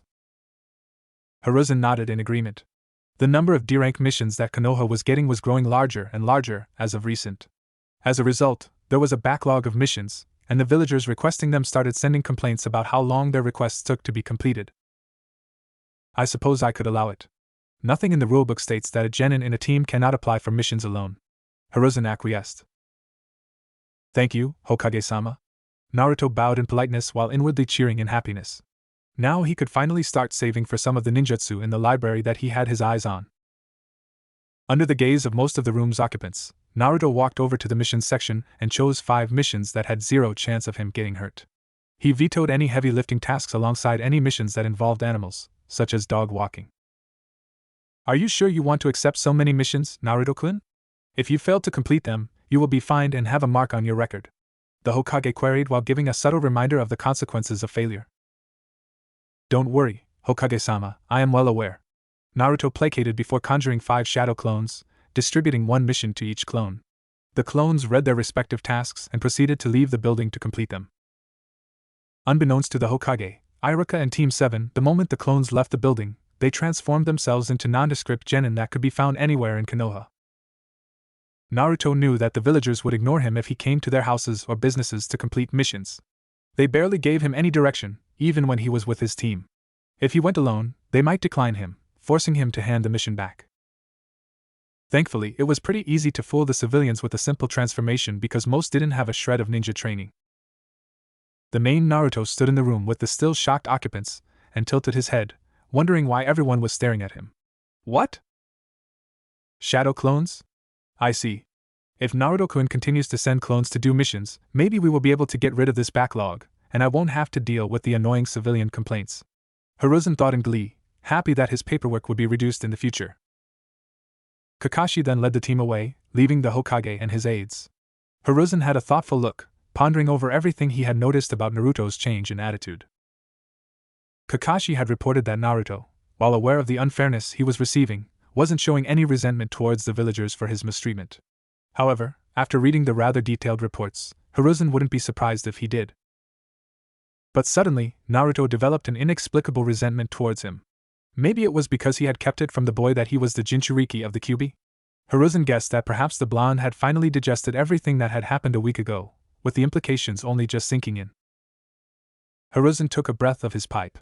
If he didn't know the reason behind the sudden change of attitude, there was little he could do to fix it. Over the years, he had received reports on Naruto's behavior and attitude. One thing that hadn't changed was his stubbornness. The boy wouldn't forgive him unless he understood and apologized for what he did wrong. Clunk the Hokage was distracted from his thoughts, as one of his assistants suddenly placed a large stack of paper in front of him. Hiruzen inwardly cursed Minato for leaving him with the burden of being Hokage with the endless paperwork. Maybe it's time to start considering a new successor, he thought to himself as he started on his new workload. Over the course of the next 2 weeks, Naruto's clones had been reporting to the mission's office, submitting their completed tasks before leaving with another one. Naruto reached into his pocket and pulled Gamachan out. Gamachan was so full that he couldn't eat anymore, and the rest of the Ryo had to be stored at home thanks to the constant missions. Speaking of D-rank missions, Naruto was surprised at the large number and wide variety. While many involved mundane tasks such as babysitting, dog walking, or even catching a cat called Tora, there were just as many that revolved around learning some type of skill. As Naruto had dubbed them, the skill missions weren't as popular as the standard missions because they required genin to learn a civilian life skill, which in their minds wasn't what they signed up to do. In addition, even though skill missions are more challenging and require genin to learn a skill, the payment was the same as standard missions. So if the income was the same, genin would rather complete the more straightforward mission instead of making their life harder. As a result, there were always many skill missions on the roster. When Naruto had initially learnt about the skill missions, he had also inwardly agreed that it wasn't practical to learn a civilian skill if he was becoming a ninja. Yet after thinking about it, he wasn't going to be a ninja all his life, and not everything can be solved by ninja arts. So with the mindset of just trying it out, he took a food preparation mission issued by one of the restaurants in Konoha. It was a relatively straightforward task to peel potatoes, carrots, and other vegetables, preparing them for the chef and their assistants to use. After understanding what to do, Naruto found it easy due to strong control of his body from the ninja training. By virtue of being bored, he had spent a lot of time out of boredom watching and listening to the chefs as they taught their apprentices. Due to his impeccable memory, Naruto subconsciously started learning the basics of cooking. It had started out with simple tasks such as learning how to use a knife to chop, slice, and dice. However, the knife skills Naruto learned soon became more advanced as he learned techniques such as julienning, brunoise, and chiffonade. In the wake of unconsciously learning these techniques, Naruto developed an interest in cooking. The only thing he ate at home was instant ramen because it was cheap, tasty food. So one thing remained on his mind. If he learned how to cook, wouldn't he be able to make homemade ramen? It might not be as good as Ichiraku's, but it would undoubtedly be better tasting than instant ramen would ever be. As a result, Naruto spent a day at the civilian side of the library, taking a break from reading books on mathematics, medicine, and the various ninja arts. Instead, he focused on reading about cooking. After reading multiple books, he learned about the importance of marinades, herbs and spices, and even the final presentation of food to make the dish look better. While reading, he had also stumbled upon food's nutritional information, which was interesting enough for him to pick up several other scrolls on the subject. Before reading these scrolls, Naruto had never thought much about food before, only knowing that he had to eat food to survive and that fruits and vegetables were healthy. Yet, upon finishing the books on nutritional information, he learned about the 7 major groups of nutrients, which are substances that the body needs but could only be obtained by eating a variety of foods. In particular, learning about one of the major classes of nutrients, proteins, had solved an issue that had been plaguing him for almost a week. As despite having created a more efficient training plan from the books in the library, his physical training had been slowing down. Initially, he had thought it was the sudden change in routine or due to overtraining. Yet even after returning to the original exercise regime or taking a day's break, his progress had practically stagnated. Upon learning about the nutritional information of food, such as proteins, Naruto concluded that he wasn't getting enough protein in his diet, which consisted of mostly ramen. Even when he splurged some days and ate multiple bowls of instant chicken ramen, he had consumed nowhere near the required amount of protein to build muscle, even more so for a growing boy like him. At that point, Naruto had finally taken one of the lessons his mother had said to heart. Don't be a fussy eater. If he wasn't willing to eat anything but ramen, didn't that make him the fussy eater that his mother said? As a result, Naruto spent the rest of the day learning different cooking techniques, recipes, and the nutritional information of different foods such as red meats, white meats, fish, vegetables, fruit, and other processed goods such as flour. In addition, he took kitchen missions more often, paying apt attention to everything the chefs were doing, secretly stealing their techniques to make his food taste better. After almost 2 weeks of learning, Naruto didn't consider himself a master chef, but he could cook tasty food that wasn't ramen. Because he changed what food he purchased, his food expenses did increase quite a lot. However, he was once again making rapid progress in his physical training, and he wasn't always hungry between meals, so the blonde accepted the small downside. Yet, even after knowing that ramen wasn't healthy, Naruto couldn't cut it out of his diet completely. Every time he ate it, he remembered the kindness of Tochi and Ayam, with them giving him a bowl of ramen even though he couldn't afford it. So he made sure that he would only eat homemade or Ichiraku ramen whenever he felt a craving. After learning about cooking from D-rank food preparation missions, Naruto told his clones to focus on the other D-rank tasks that contained life skills. As long as the task had some sort of skill requirement, Naruto took it. His clones had accepted several D-rank missions from the local pharmacies in Konoha, putting some of the medical knowledge he had learned in the library to practical use. He learned how to differentiate between different medical plants while also learning to harvest the plants himself. In the meantime, he had also picked up on herbal salve recipes for injuries, chakra exhaustion, and cold and flu. Naruto considered himself to always have a small green thumb, so he was excited when he saw the gardening missions. He had several potted plants that he had been raising even during the academy, although he now knew them to be weeds. Therefore, Naruto learned all about taking care of and identifying different varieties of plants. He had also bought some spice plants such as basil, chives, thyme, and mint. Eventually, he hoped to expand his small garden, maybe planting some of the medicinal herbs he knew of from studying medicine. With his eyes opened by the existence of D-rank skill missions, Naruto didn't understand why ninjas hated them so much.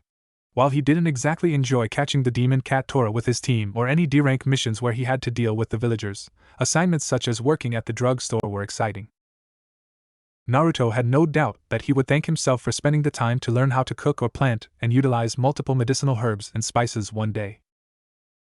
While thinking about what he had learned over the past 2 weeks of D-rank missions, Naruto walked out of the library with a D-rank and 2 C-rank techniques in his hand. The D-rank technique was the Shunshin.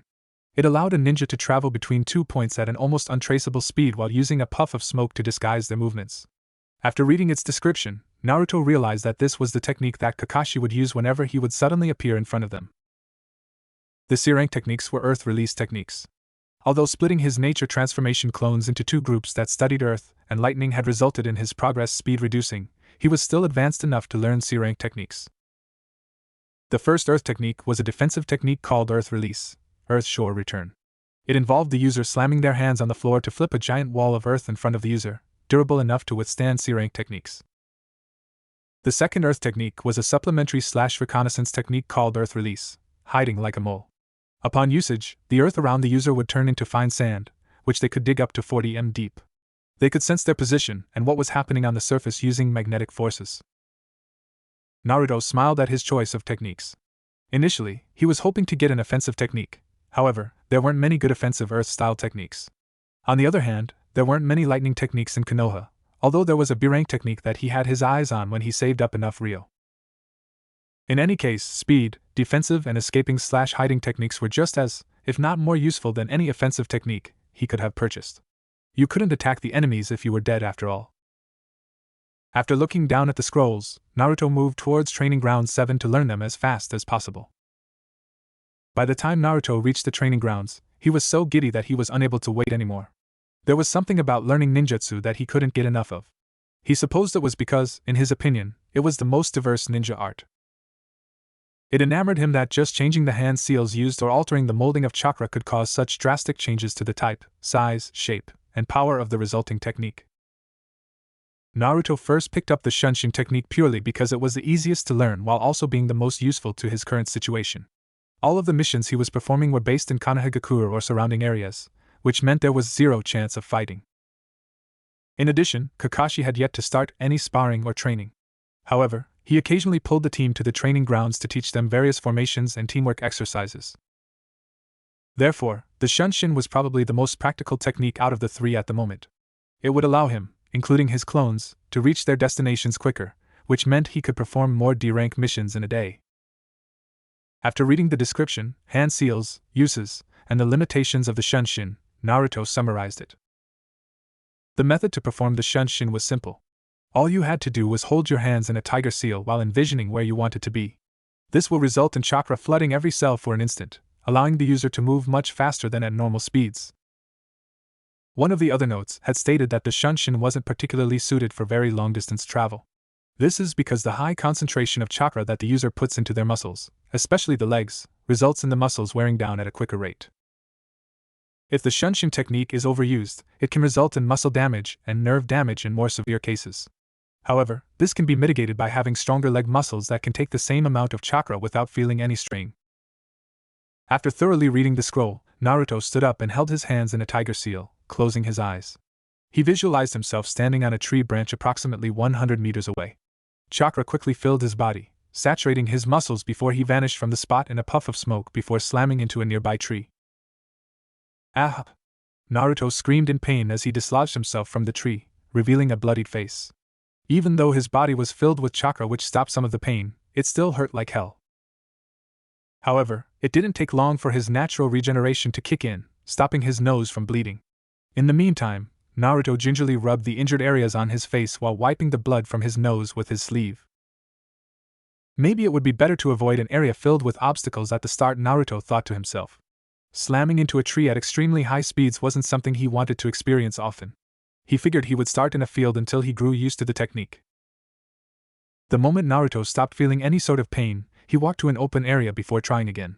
This time he visualized himself appearing in the middle of the field before vanishing, almost instantly reappearing in the field.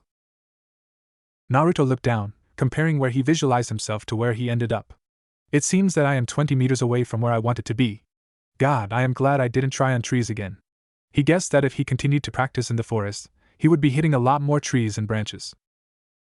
The blonde-haired boy continued to attempt the technique, slowly growing more adept as he moved close and closer to his desired location.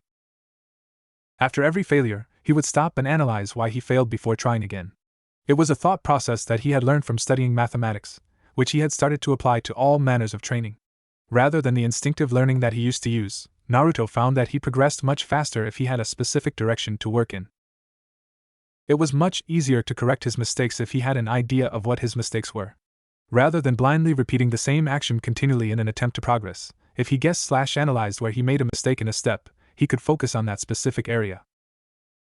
After performing the Shunshin 10 times, Naruto laid down and curled into himself on the grass, holding his stomach. The technique notes also mention that using Shunshin too many times in succession would cause the user to feel nauseous due to the excessive high-speed movement, and they may end up vomiting.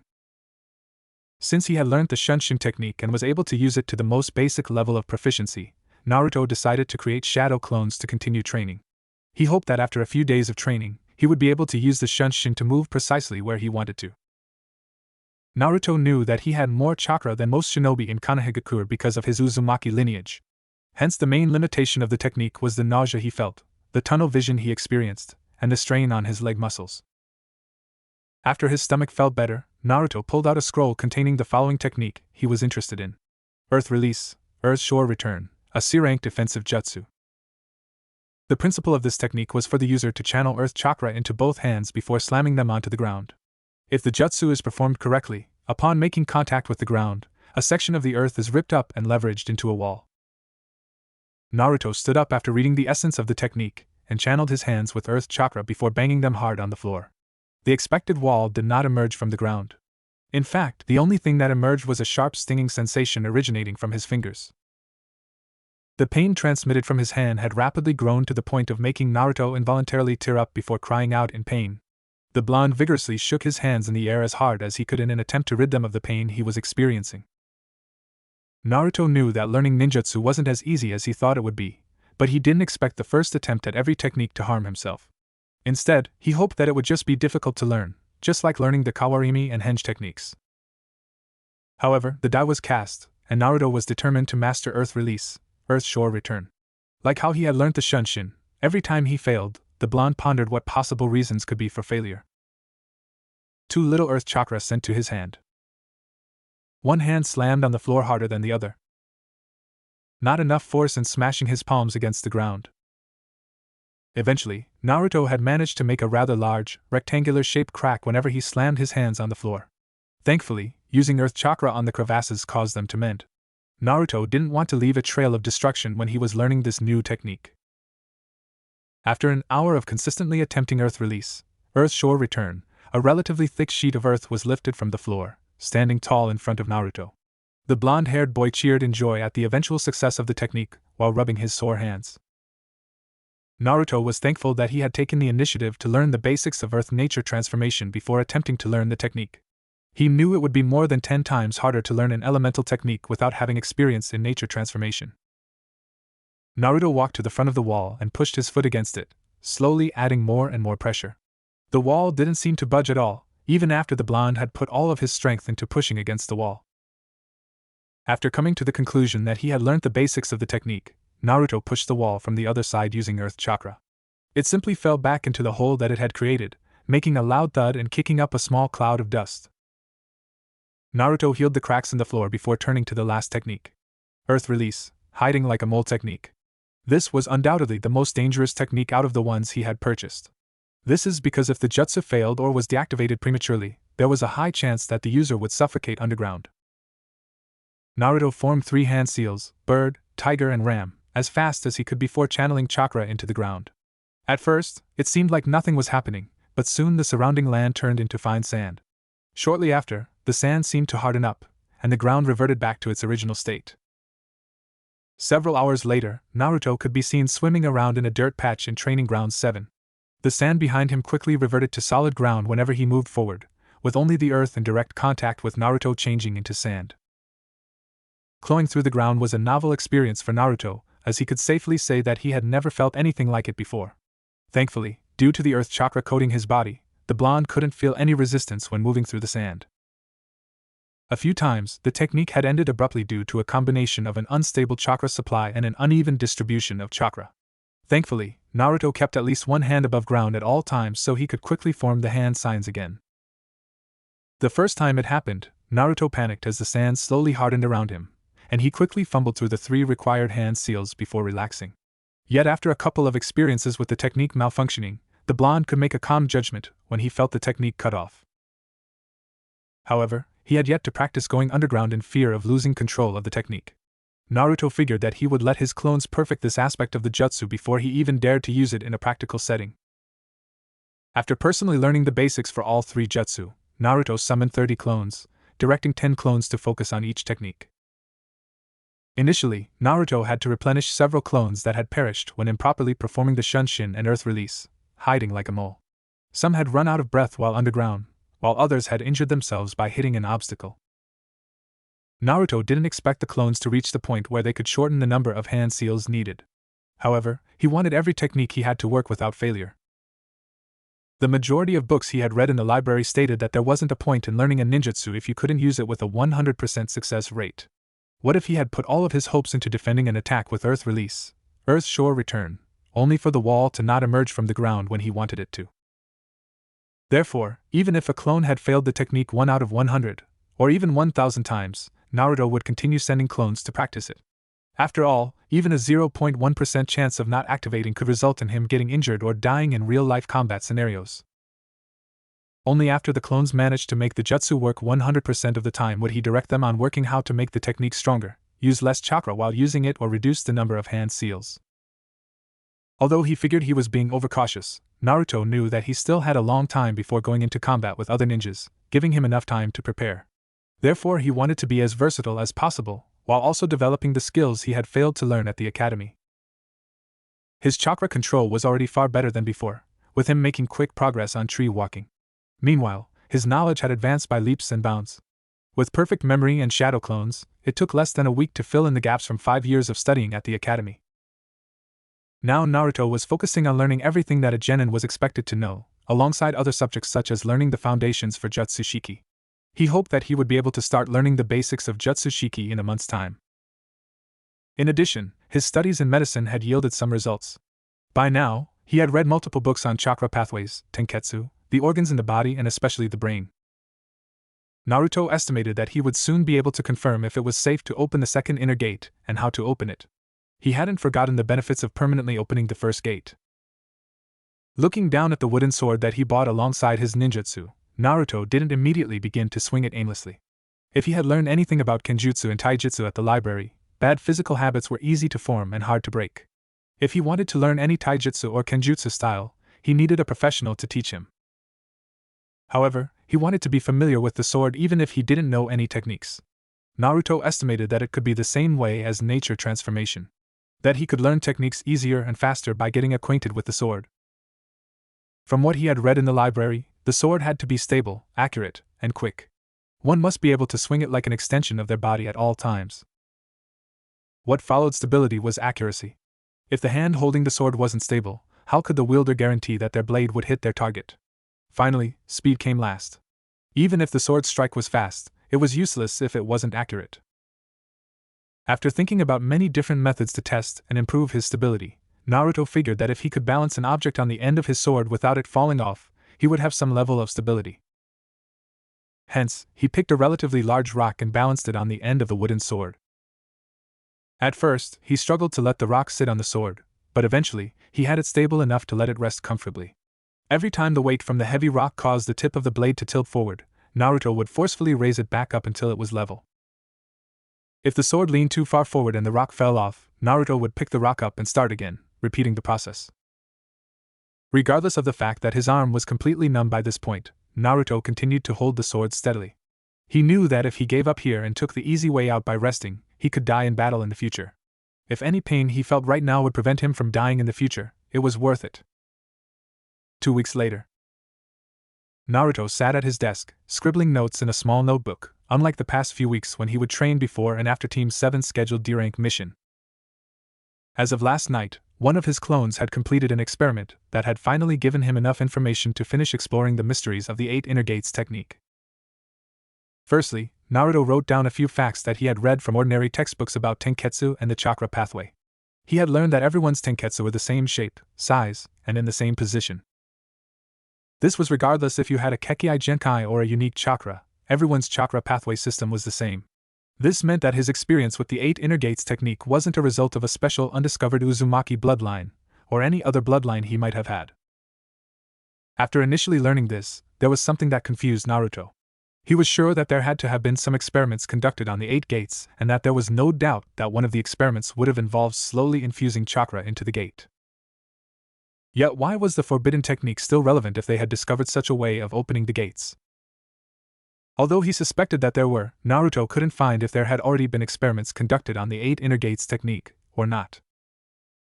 After all, even though he had access to many medical texts as a genin, the blonde figured that experiment reports on a forbidden technique wouldn't be displayed in the library. Though he did look for them. In the end, Naruto could only rummage through his memories of opening the first gate with a more analytical mind, attempting to discover if there were any additional factors in his success in opening the first gate.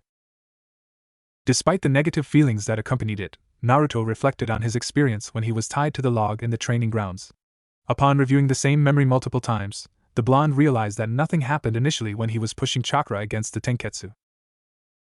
However, after recalling even more carefully about the moment he had opened the gate, Naruto noticed that a very, very small part of the tenketsu seemed to open up, allowing a strand of chakra to enter. Once he had discovered this, Naruto was ecstatic as he remembered exactly where his chakra had first entered the first inner gate. Yet after he closed his eyes and visualized the second gate, and attempted to slowly push chakra into the same spot, there was no response. Maybe the spot is different for different tenketsu? Desperate to confirm his hypothesis, Naruto created a clone and ordered it to verify the assumption that there was a specific spot on the tenketsu by slowly yet thoroughly scanning it with its chakra, trying to find the weak spot. However, even though tenketsu are smaller than the tip of a needle, the space that the chakra had entered the first gate was much, much smaller than that. Therefore, even though the clone was scanning the tenketsu for several hours that day, they couldn't find the presence of any weak spots. In fact, the clone didn't even manage to explore 1/100th of the gate before Naruto returned home from training. As a result, in the morning of every day, Naruto created a new clone that would stay at his apartment and slowly study the gate with its chakra to identify if there was a location in which its chakra could enter the tenketsu easily. After 2 weeks of scanning the tenketsu every day, with him not even covering 1/10th of the surface of the tenketsu in total, a clone had discovered that a very, very small part of the tenketsu was slightly different from the rest. After thinking about the experience in opening the first gate, alongside determining the presence of the weak spot in the second gate, the clone concluded that there was an additional component in permanently opening the gate. The second component was the one he had initially concluded as the reason for the gate being opened permanently: the slow infusion of chakra. However, there was a first component, which was the spot of infusion in the tenketsu. There was a tiny location on each tenketsu that was like a lock to a door. Yet, this lock, as Naruto had dubbed it, wasn't in the same position for every gate. This meant that to permanently open the following gates, he had to slowly scour the closed tenketsu using his chakra, slowly finding the lock through trial and error. Naruto once again lamented how lucky he was to not only inadvertently discover the second component of opening the gate but also the first component. However, even after coming to this conclusion, Naruto didn't know if there were any additional components that allowed him to open the first gate. Although there were no differences in the chakra pathway system, there were differences in chakra between ninja. What if because he was an Uzumaki or a Jinchuriki, his chakra was different from the regular ninja, which resulted in some sort of mutation occurring? Naruto couldn't confirm any more details about opening the first gate with the limited knowledge that he was exposed to. However, he did make a mental note that once he found a specialist that he could trust, he would ask them about their opinion. In addition to finding out how to permanently open the gate, Naruto had also concluded why opening the gate through the lock had resulted in different abilities compared to using the forbidden technique. Firstly, the 8 inner gates technique relied on forcefully opening the tenketsu by bombarding them with chakra and blasting them open. As they weren't opened the usual way, the tenketsu would immediately close when chakra was removed from the gate. The first gate's description is that it unlocks the limit of the user's body by doing this, allowing the user to use 100% of their strength while suffering from muscular damage. Yet this didn't explain why opening the first gate using the forbidden technique resulted in a significant strain on the body. Naruto continued to study this problem until he stumbled upon a relatively obscure medical entry. The medical entry showed a patient that suffered from similar symptoms as a ninja would when opening the first gate. It was a case about how a civilian mother had lifted a bookshelf that she shouldn't have been able to raise to save her child. After learning about this and confirming with other medical texts that he had read on the topic, Naruto hypothesized that blasting the first inner gate with chakra did precisely that. The violent method of forcing the gate open resulted in the body releasing a stress response, removing its internal limiter and allowing the user to use 100% of their strength. In addition, it wasn't opening the gate that caused the strain on the body but the fact that the limiter was removed. This was also why most of the damage was in the muscles.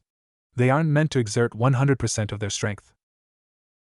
After logically writing all of his thoughts while being satisfied with the conclusions he drew, Naruto burned the book, destroying all of its contents about his research into the 8 inner gates technique. Naruto had no idea if someone would break into his house and inadvertently look at his research, which he considered to be a significant breakthrough in both the medical world and the ninja world. Even he had improved by leaps and bounds just by having the motivation and gaining the abilities provided by the first inner gate. Naruto couldn't imagine what it would be like with a whole platoon or army of ninjas who had permanently opened their gates. He would keep this technique to himself forever, especially until he had enough strength to defend himself in this dark, cold world. After making sure that the book was nothing but ashes, Naruto washed the remains down the sink, hoping it didn't clog his pipes. He then sat cross-legged on his bed. Now that he had learned everything that he needed to, Naruto decided that he would open the second inner gate. Naruto envisioned the second inner gate, the gate of healing, located in the brain's right hemisphere. He then took a strand of chakra and gently pushed it against the lock of the closed tenketsu. Like the first time around, Naruto initially felt like he was hitting a solid wall. However, after his chakra made contact with the lock, he felt a minuscule hole where his chakra was, allowing a strand to pass through. Naruto slowly pushed more and more chakra through the gate, widening the gap slowly but surely. However, unlike the first time he expanded the gate, which took a matter of minutes, the gate had barely expanded even after an hour. Was my idea wrong? Naruto thought to himself in disappointment. Initially, he was expecting the gate to open at the same rate as the first gate had done, with it opening and stabilizing within a matter of minutes. After guessing that he had made a mistake in his hypothesis, Naruto dropped intentionally, sending chakra to the gate. However, despite not deliberately sending chakra, there was still a tiny stream in his body that was involuntarily being molded, which moved towards the hole, slowly expanding it. Naruto watched in fascination as the chakra was molded and flowed in the gate at the perfect rate. No chakra was wasted, with the hole in the tenketsu slowly widening. The blonde watched the speed at which the hole expanded, estimating that the gate would approximately take a month before it fully opened if it continued to grow at the same rate. 3 weeks later. By this point, Naruto had mastered the 2 C-rank earth techniques and the Shunshin. He started to direct his clones to increase the versatility of the jutsu by attempting different applications.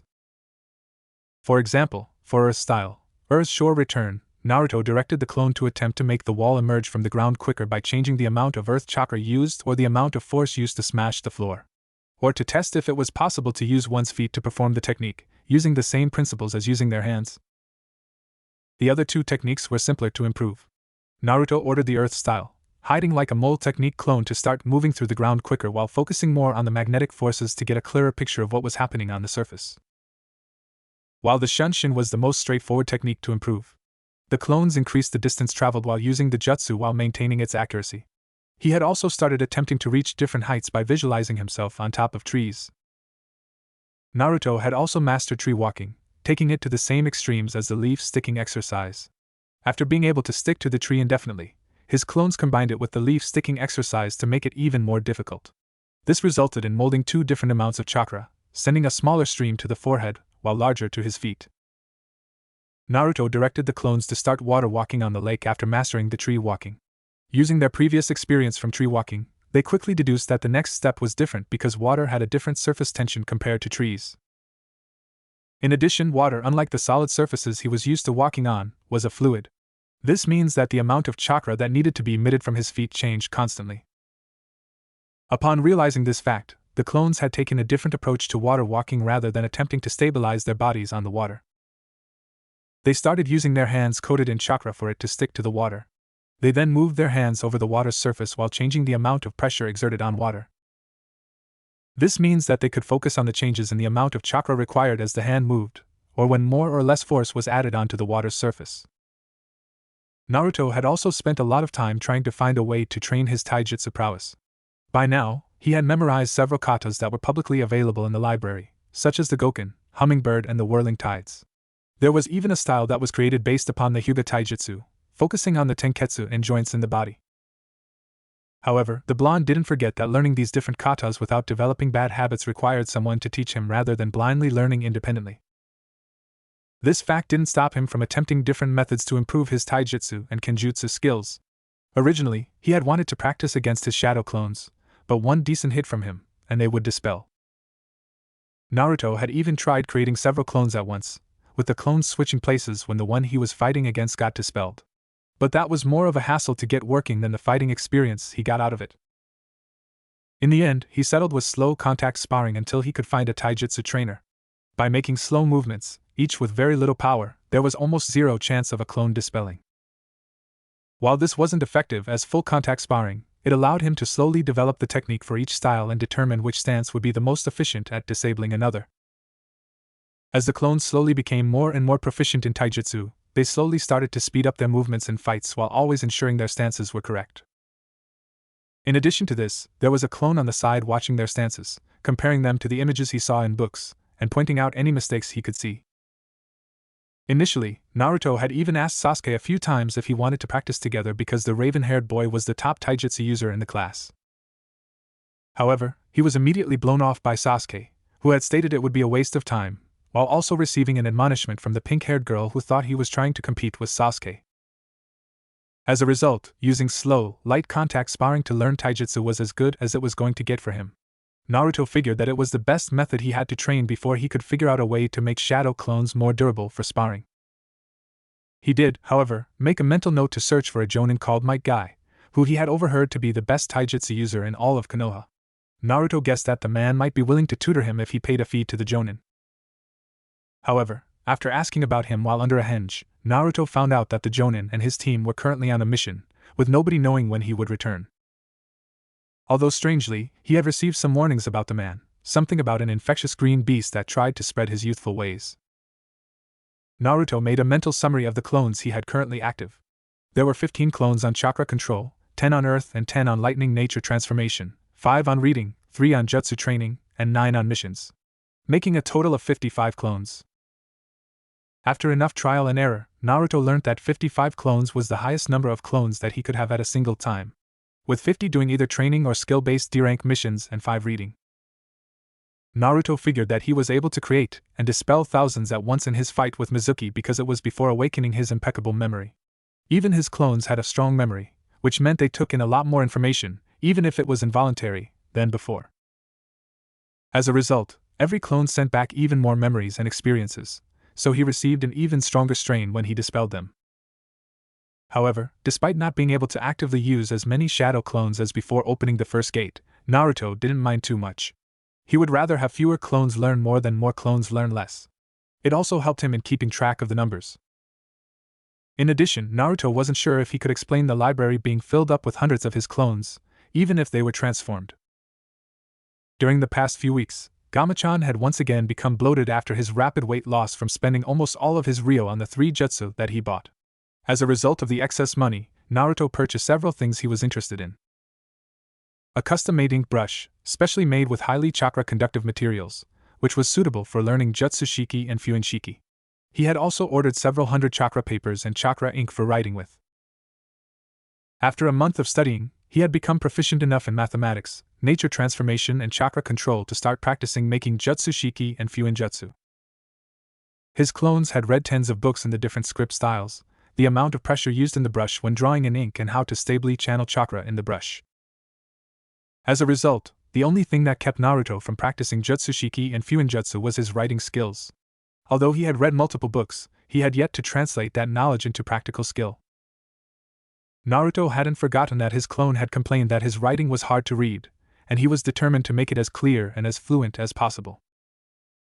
Maybe then he would create some sealing scrolls and sell them to various ninja stores in Konoha to make some additional Ryo to purchase the B-rank lightning technique that he had his eyes on. The very next day, Naruto had just finished up his training for the morning. He was about to switch with the shadow clone that he usually sends to stare blankly alongside Sasuke and Sakura when suddenly, his head started to feel heavy and fuzzy.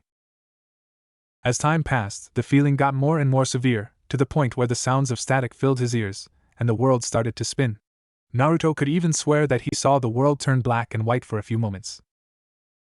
What's happening to me? It hurts so much. Naruto inwardly screamed in shock and fear at the unexpected appearance of the disorientating feeling.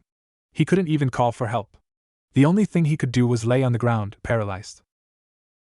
As he inwardly wished for someone to come and save him and relieve him of this pain, the static noise abruptly vanished. Naruto laid on the ground for several more minutes while waiting for the aftermath to calm down. After everything had reverted to normal, Naruto decided to stop training for the day and figure out what happened after his D-rank mission with the team. Naruto discreetly switched with his shadow clone and pulled out a notebook to practice his calligraphy skills. However, all of a sudden, he felt like something was coming and looked up from the book he was writing in. Shortly after, Kakashi appeared in front of the group with a puff of smoke. "Yo, so are you guys ready for your mission?" the Jonin asked with a nice smile. Sasuke grunted, not liking the idea of wasting his time with another chore, but it balanced out because only doing one mission a day left him with plenty of time to train. Sakura, on the other hand, was unenthusiastic. She had several problems with the long and tedious D-rank missions. Firstly, she has no idea how many of her dresses have been ruined from a mixture of dogs, Tora, and even paint. In addition, she couldn't even talk with Sasuke as they were always busy. Meanwhile, Naruto nodded his head. He hoped that they could get a quick and easy mission and not have any teamwork training so he could rest for the day. Kakashi's smile widened under his mask. He would happily bet 1,000,000 Ryo that his team wouldn't expect what was happening today. Alright then, let's head to the Hokage's office. Kakashi turned, pulled his signature orange book out of his pocket, and started reading while leading the group to the office. While trailing behind the group, Naruto thought back to the feeling of sensing Kakashi's presence before he appeared. It had never happened before, and even after learning the Shunshin, it was hard not to be surprised at the Jonin's sudden appearance. But while it might be a mistake, with him still delirious from the experience he had just before, Naruto felt like he knew that Kakashi would appear at that moment. Pre-recognition? Presence detection? Chakra sensing? Luck? Coincidence? Several possibilities came to mind. In the end, Naruto decided to focus on the feeling that he had felt before. Maybe he could replicate what had just happened. Naruto closed his eyes, thinking hard about the previous feeling while his body automatically carried him to the Hokage's office. Suddenly, the world around him turned black and white, with him being able to sense the presence of everything around him. Kakashi had a silvery white glow surrounding him, while Sasuke and Sakura had a black and a green aura respectively. Naruto could even sense his own glow, a warm yellow that was several times larger than Kakashi's. Is this chakra? Naruto thought in disbelief. He had never been able to sense the chakra of others before, not for lack of trying. All ninjas in training went through a short course in their third year at the academy to determine if they had the capabilities of a sensor ninja. At that time, Naruto had failed the test, with him being sad that he didn't have an ability that allowed him to stand out from the rest of his peers. Naruto didn't know what had changed since then. He had never attempted to sense the chakra of others again after being told it was practically impossible. However, Naruto knew precisely what his chakra felt and looked like from the constant internal visualization of the gates he did. It was exactly the same as what he had just sensed. When suddenly, everything clicked. The second inner gate. After this thought came to mind, Naruto visualized the second gate, and sure enough, it was completely open, glowing a vibrant yellow. So the gate of healing gave me the ability to sense chakra in a 100-meter radius? Naruto concluded after examining how far he could sense. While it was strange that the gate of healing gave sensory capabilities given its name, the blonde figured it had something to do with the gate being in the right hemisphere of the brain. Beyond the 100-meter wall, all Naruto could feel was darkness. However, he could faintly feel the wall slowly widen, which gave him the idea that his chakra sensing capabilities would increase with time or practice or both. At the same time, Naruto had also learned why Iruka-sensei was able to find him so fast whenever he pulled a prank, despite him being able to hide from several Chunin-level shinobi. It was because his chakra was so vast and bountiful.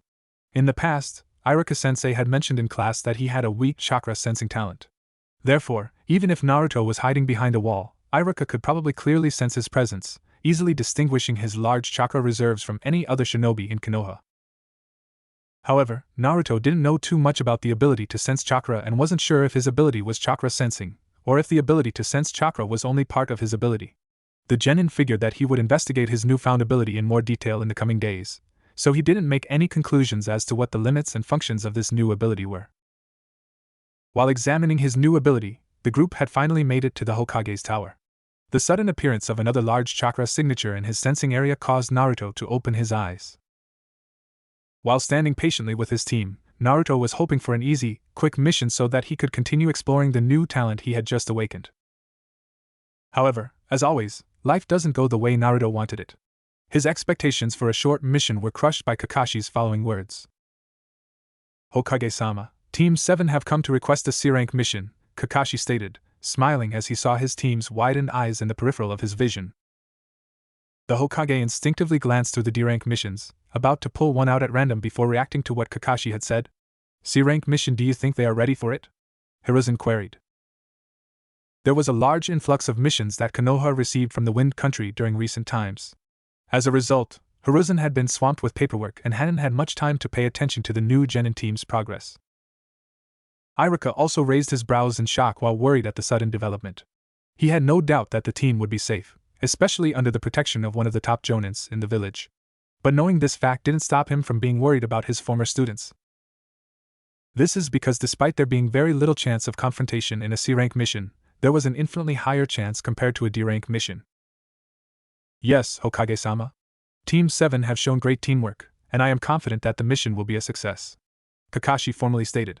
His team was definitely ready. With Naruto's sudden shift in attitude after the genin exam, Team 7's teamwork had progressed at an incredible rate. However, something concerned Kakashi even though he should be happy with their progress. Their teamwork was strong, but Kakashi could clearly see that the genin weren't on the best of terms with each other. In fact, the only thing he felt that they were to each other was co-workers at best. Initially, Kakashi had hoped that performing one D-rank mission a day would allow the team enough time every day to bond outside of mission times. But he was disappointed in the results. Upon dismissal, the team would immediately part ways. Sasuke would only talk when he needed something or when he was spoken to. But even then, very few words left his mouth, only grunts of acknowledgement or disapproval. Sakura spent most of her time fawning on Sasuke when she wasn't working while ignoring Naruto and taking the blonde's help during missions for granted whenever she was behind. Meanwhile, Naruto's attitude was the one that shocked him the most. The blonde was usually the first of the group to finish their part of the mission with the aid of shadow clones, and would take his time to help who was the most behind. Kakashi was relying on Naruto's positive attitude and desire to make friends to break through the walls of Sasuke and Sakura, allowing the team to fully trust and befriend one another. However, the Jonin noticed that after a few weeks of trying, Naruto had stopped attempting to befriend the other two team members. Although the boy was polite, he only seemed to treat them as a team and not as friends. If there was one word that Kakashi could use to describe how Naruto acted around his team, it was professional. He worked more like a Chunin or Jonin, completing his task with cold, hard efficiency, without a single word or complaint. As a result, Kakashi hoped that maybe completing a C-ranked mission would draw the team closer together. Very well then. I have a C-ranked escort and protection mission for a single client to the Land of Waves. Your primary objective is to guard a bridge builder named Tazuna until he has finished building a bridge in the Wave Country. The estimated time for completion is 1 month. Do you accept? Yes, Hokage-sama. If my team cannot handle it, I am there to support them. Kakashi was pulled out of his thoughts and accepted the mission. Hiruzen took a puff from his pipe, studying Team 7 for a moment before signaling one of his subordinates to send the client in. Send Tazuna in? Shortly after, the door slid open, revealing an old man. The door opening allowed Team 7 and the client to make their first impressions of each other, which wasn't good. Naruto observed his client. Tazuna was an old man that looked to be in his late 50s. He had messy dark gray hair and a beard while wearing average civilian clothing. If there was one thing that stood out about him except his old age, it was the overwhelming smell of alcohol that wafted from him. Despite knowing that anyone in the room could easily put him 6 feet under, or maybe he didn't, the first words to come out of the old man's mouth immediately drew the genins of Team 7's ire. What's this? I asked for a C-rank mission, but all I get is a bunch of little snot-nosed brats? Can they even protect me? Hearing this, Naruto inwardly snorted in laughter. Snot-nosed brats? Who is he talking about? The only people here are By this point, Kakashi was already regretting taking the C-rank mission. Maybe D ranks were better. But despite his internal complaints, he reassured the client nonetheless. Don't worry, Tazuna-san. My team is more than capable of protecting you during the trip. Tazuna once again looked at what could only be described as children in his eyes before sighing in acceptance. This was the best he would get. He just hoped that they were as good as the Jonin claimed they would be. Whatever but Jonin-san? When are we leaving? Call me Kakashi, and we will leave in him about 1 hour, Kakashi explained before turning to his team. You heard me. You have 1 hour to prepare and meet up at the East Gate, the Jonin stated before leading Tazuna to the meeting spot. The moment the team was dismissed, Naruto rushed to his apartment to pick up his ninja supplies, chakra paper, brush and ink before sealing them in a scroll and placing them in his ninja pouch alongside a few spare kunai and shuriken. Naruto also bought several weeks' supply of food, herbs and spices, alongside some homemade herbal salves for flesh wounds, poison and broken bones.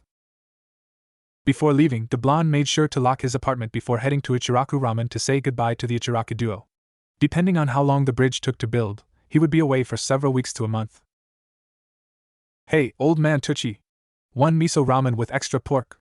Naruto yelled after entering the Ichiraku Ramen stand. Looking around, he only saw the old man, which meant that Ayam wasn't on her shift today. I wanted to say goodbye to her too. Naruto, it's good to see you again.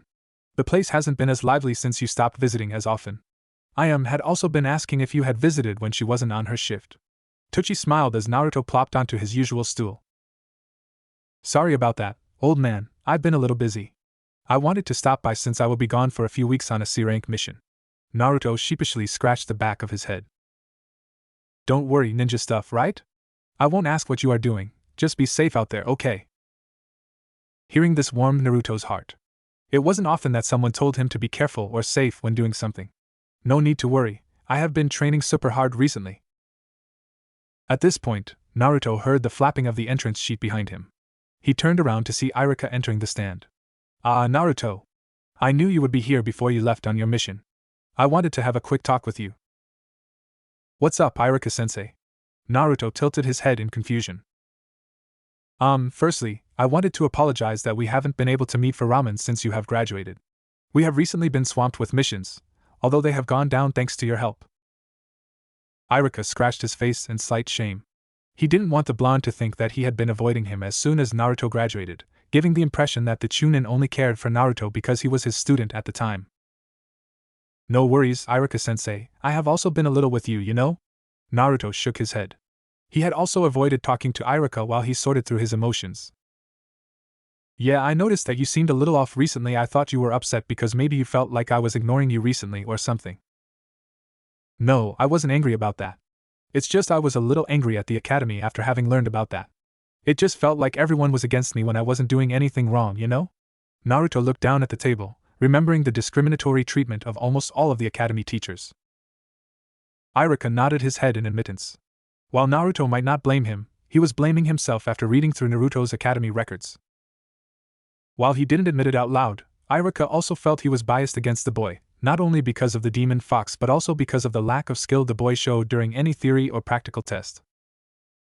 Initially, the Chunin assumed it was because of a lack of studying, yet after reading through the records of the first 4 years of Naruto's studies, he saw that the boy had almost no feedback on his tests and assignments. It was a miracle that he managed to get the grades he did with such little help. But hey, I don't have to go back anymore, and I did become a ninja in the end. I just had to fill in the gaps for the past month or so. Naruto explained, taking a slurp of ramen that had just arrived. It only took you a month? Irika asked in shock. Yeah, I can even make the standard clone, look.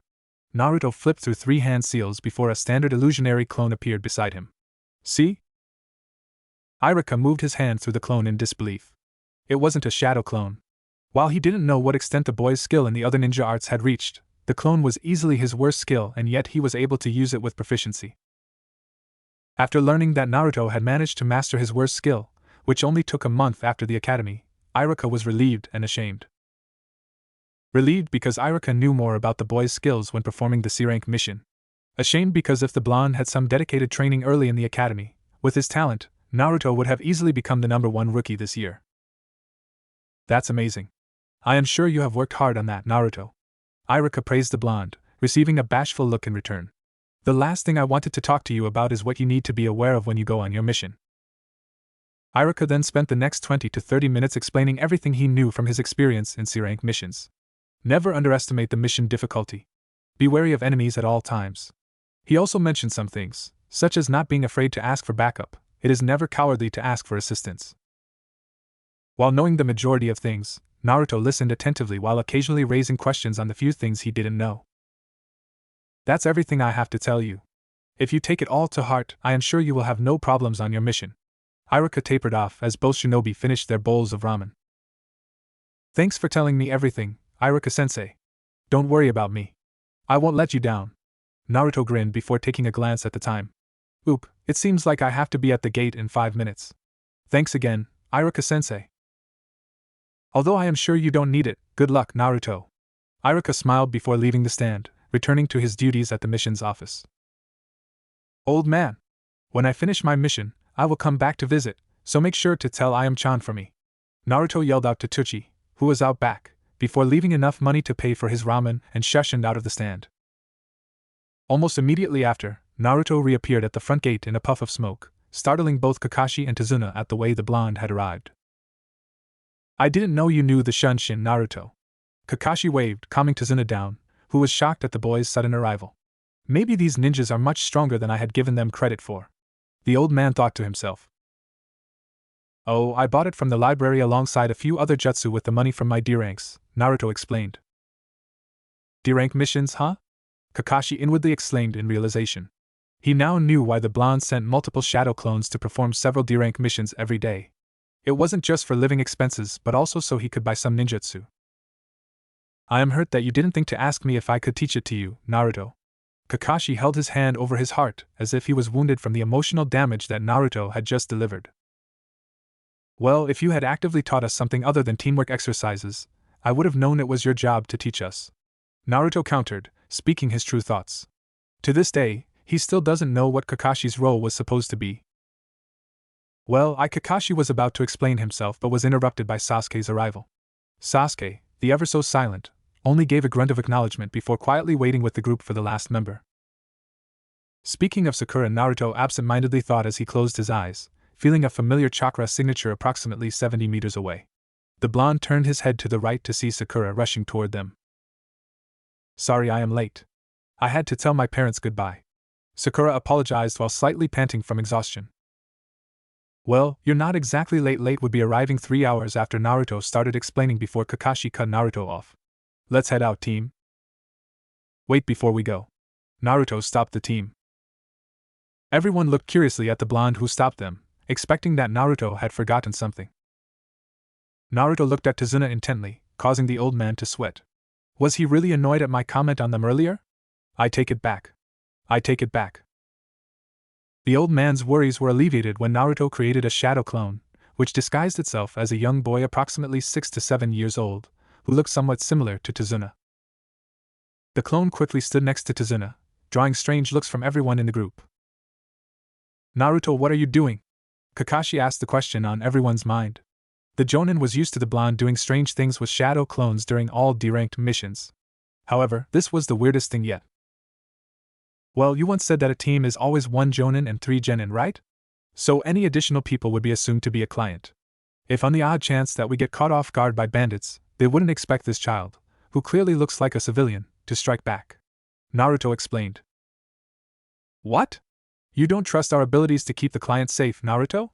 Sakura had a tick mark that rapidly grew as she listened to Naruto, who was clearly embarrassing her and Sasuke in front of the client. Naruto shook his head in denial while having a confused look.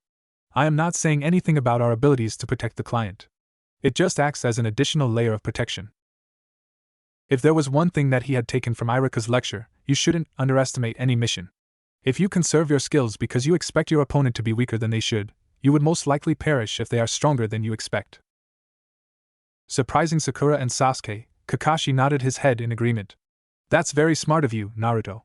I can guarantee that unless they have a sensor, which is highly unlikely, they will never expect a nearby child to counterattack. Sakura grumbled at their teacher agreeing with Naruto, while Sasuke didn't care. Although he was confused at Naruto's sudden show of insight, the Uchiha knew that the blonde was full of tricks despite his appearance. He wouldn't put it past the boy to make such a trap. Meanwhile, Tazuna felt even safer than before. The old man was starting to think that he had made the right decision to hire Konoha Ninja to protect him if this was the level of detail he was receiving. Right, well then. Let's head off to Wave. Kakashi said a second time, hoping that he wouldn't be interrupted again. The moment Team 7, alongside Tazuna, stepped outside the village gates, Naruto subconsciously relaxed slightly. It wasn't because he underestimated the mission, as Irika had just given him a lecture on that very topic. Instead, it was more because he had never left the village before. Naruto guessed that nobody outside Konoha knew of him and the burden that he held. As a result, anyone he encounters wouldn't just stare through him like the civilians in Konoha do, but instead treat him like he had always wanted to be treated, as a human being. The group walked down the dusty path with Naruto in front, Sakura on the left, Sasuke on the right, while Kakashi was trailing behind, his head buried in his orange book. Naruto was glad that he was in front, as he could freely experiment with his new ability, and not be scolded by his team or client for closing his eyes during a mission. The blonde entered his newly dubbed awareness mode, although he figured he could later come up with a better name. The genin figured that since this new ability allowed him to sense chakra, even if he was closing his eyes, he wouldn't be caught off guard as long as he was alert when he felt a chakra signature that wasn't his team or client. Maybe he could learn some new things about this ability he had just awoken in the meantime. Naruto had very little knowledge of what natural chakra sensors were, and what they could do, but he at least knew the basics. Sensors molded their chakra into sensory mode chakra, which allowed the user to detect other people's chakra and whether they were lying. Yet, even this small piece of information allowed Naruto to determine that his ability wasn't as simple as chakra sensing. The main reason was that his chakra wasn't being molded into sensory mode chakra. Instead, there was no chakra involuntarily being molded at all. In addition to this, Naruto knew that his kunai and nearby rocks didn't have a shred of chakra, yet he was still able to sense their existence and position. If anything, it reminds me of the Byakugan. Naruto thought of the dojutsu that the Hyuga clan had. It allowed the user to have a 360 degrees field of view, monitoring anything and everything within the user's range. However, there was very little information he could find stored in the library about Kekkei Genkai found in Konoha, so it was hard to make a comparison if he didn't know what exactly the Byakugan was capable of. Naruto figured that they didn't want their weaknesses and abilities to be easily accessible to anyone. Instead, they preferred to keep them as clan secrets. While Naruto was testing his new ability and drawing comparisons to already existing abilities, Sakura, who was bored, started asking Tazuna questions to alleviate her boredom. Tazuna-san, you're from Wave Country, right? Why did you ask ninja from Konoha to help protect you? Do you not have any ninjas in your own village to help? Sakura asked, drawing the attention of the other two genin of Team 7. Wave Country doesn't have any ninjas, and Konoha was the closest village to Wave, Tazuna grumbled. If they had ninjas, there was no doubt that they wouldn't be in this situation. Don't worry, Sakura. There isn't any ninja combat on a C-rank mission, Kakashi reassured Sakura, who looked relieved. As the group continued to move forward, Naruto felt a tingling sensation in his head, causing him to wince unnoticed by others in the group. What's happening? The blonde thought wearily. He didn't want to repeat what happened this morning. Naruto closed his eyes to check everything in range of his perception before tensing up. Approximately 90 meters in front of the group, the blonde could sense two chakra signatures that seemed to have a reddish tint. The blonde thought it was strange that two different shinobi had the same red tint to their bodies, and he didn't know what it meant. Is it because I don't know them? Does the red tint mean they are a threat? While he didn't know what the reddish tint meant, Naruto raised his guard, anticipating a fight. He didn't want to make the first move as he didn't know if the two ninjas were hostile or not. Maybe they are hiding, waiting for us to pass to avoid conflict? After leaving his awareness mode, Naruto could only see a puddle on the side of the road. If he hadn't sensed the chakra signatures inside, the blonde had no doubt that he would have overlooked it. A water release technique? Genjutsu? Naruto ran through several possibilities of the means that the two ninjas were using to hide in plain sight but turned his eyes away from the puddle, not wanting to alert the ninja that he had spotted them, in case they panicked and attacked them. Looking back at Kakashi, who was still nose deep in his book, Naruto didn't know if the silver-haired Jonin had sensed their presence, or not. Kakashi did just say that there were no enemy ninjas on a C-rank mission, so maybe he had let his guard down. In the end, Naruto could only inwardly prepare for combat, his muscles tensing while his right hand drifted towards his ninja pouch, ready to take a kunai out at any time. However, all preparation was for naught as the group walked past the puddle, with the ninjas inside not moving. Naruto relaxed slightly, sighing in relief. While he had been training extensively since the graduation test, Naruto had no idea how he compared to any other ninja because he had taught himself. So he was subconsciously relieved and happy that there was no combat. Yet things didn't seem to go as Naruto was hoping for. Suddenly, Naruto felt a sharp stinging sensation in his brain that caused his footsteps to pause for an instant. Almost immediately after, he sensed the chakra signatures move from the puddle, aiming their arms towards Kakashi. Still, under the impression that Kakashi had completely dropped his guard, Naruto instinctively jumped to the back of the group, channeling earth chakra to his hands and slamming them on the floor, lifting a thick sheet of earth. Earth release, earth shore return. Seconds after the sheet was raised into a wall, two clanging noises resounded as the chains slammed against the defensive technique, alerting Sakura, Sasuke and Tazuna of the sudden attack. Simultaneously, Naruto made a clone sign, conjuring a clone into existence, which performed its own jutsu, moving underground before the smoke dispersed. Earth release, hiding like a mole technique. Meanwhile, Kakashi stayed quiet, observing how his team would handle the sudden attack from the side. He was amazed that Naruto had picked up on the enemy's attack so quickly, and the blonde's use of earth release since elemental ninjutsu is a high genin/chunin level skill. After sensing that his clone had gotten into position, Naruto shouted, "Sasuke, use your fireball." While he doubted the fireball would hit the target, after the large number of teamwork training that the group had undergone, Sasuke instinctively followed Naruto's words, quickly flipping through the three hand seals to make a fireball. Fire release, grand fireball technique. Sasuke blew out a fireball that quickly sped towards the Chunin ninjas, who were already preparing to dodge after hearing the blonde shout to his teammate. However, before they could dodge, the two Chunin could feel that their legs were caught on something. Looking down simultaneously, they could see that two hands had emerged from the ground, holding their ankles. One of the ninjas stamped on the hand, which caused it to turn into a puff of smoke, freeing them and allowing them to attempt to escape from the fireball's path. But the slight delay ensured that both shinobi were well within the fireball's range, which promptly slammed into them. "Aha!" The ninjas screamed in pain as they twitched on the floor, feeling sudden bouts of pain, drawing a wince from Naruto, Sasuke and Sakura. Sasuke, who had yet to cause serious harm to anybody with his fireball, was the most shocked of the group. "Right, that's enough, team. I think they are incapacitated," Kakashi ordered, preventing Naruto and Sasuke, who were about to attack the downed ninjas once more. Unbeknownst to his team, the Jonin was proud of his team's performance. Naruto and Sasuke's teamwork was practically flawless. While Sakura had no direct part in the counterattack, after overcoming the shock of the ninjas' sudden attack, she stayed guarding Tazuna despite her shaking. Naruto's disguised clone that the boy named Haruto also stayed by Tazuna's side, watching carefully for any other attackers. Well done, team. You have all progressed since the academy. Especially you, Naruto. Kakashi complimented his team, receiving a bashful look from Naruto, who was happy to see his efforts had been noticed. What was that wall, and why couldn't the ninja avoid the fireball?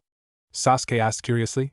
He knew that the fire release, Grand Fireball technique wasn't known for its speed, yet even after the enemy ninja received a warning in advance, they still got hit. Well, the earth wall is a C-rank technique that I bought from Konoha Library. Naruto began explaining nervously, not used to people recognizing his accomplishments. At the same time I created a wall, I also made a shadow clone that went underground using another jutsu.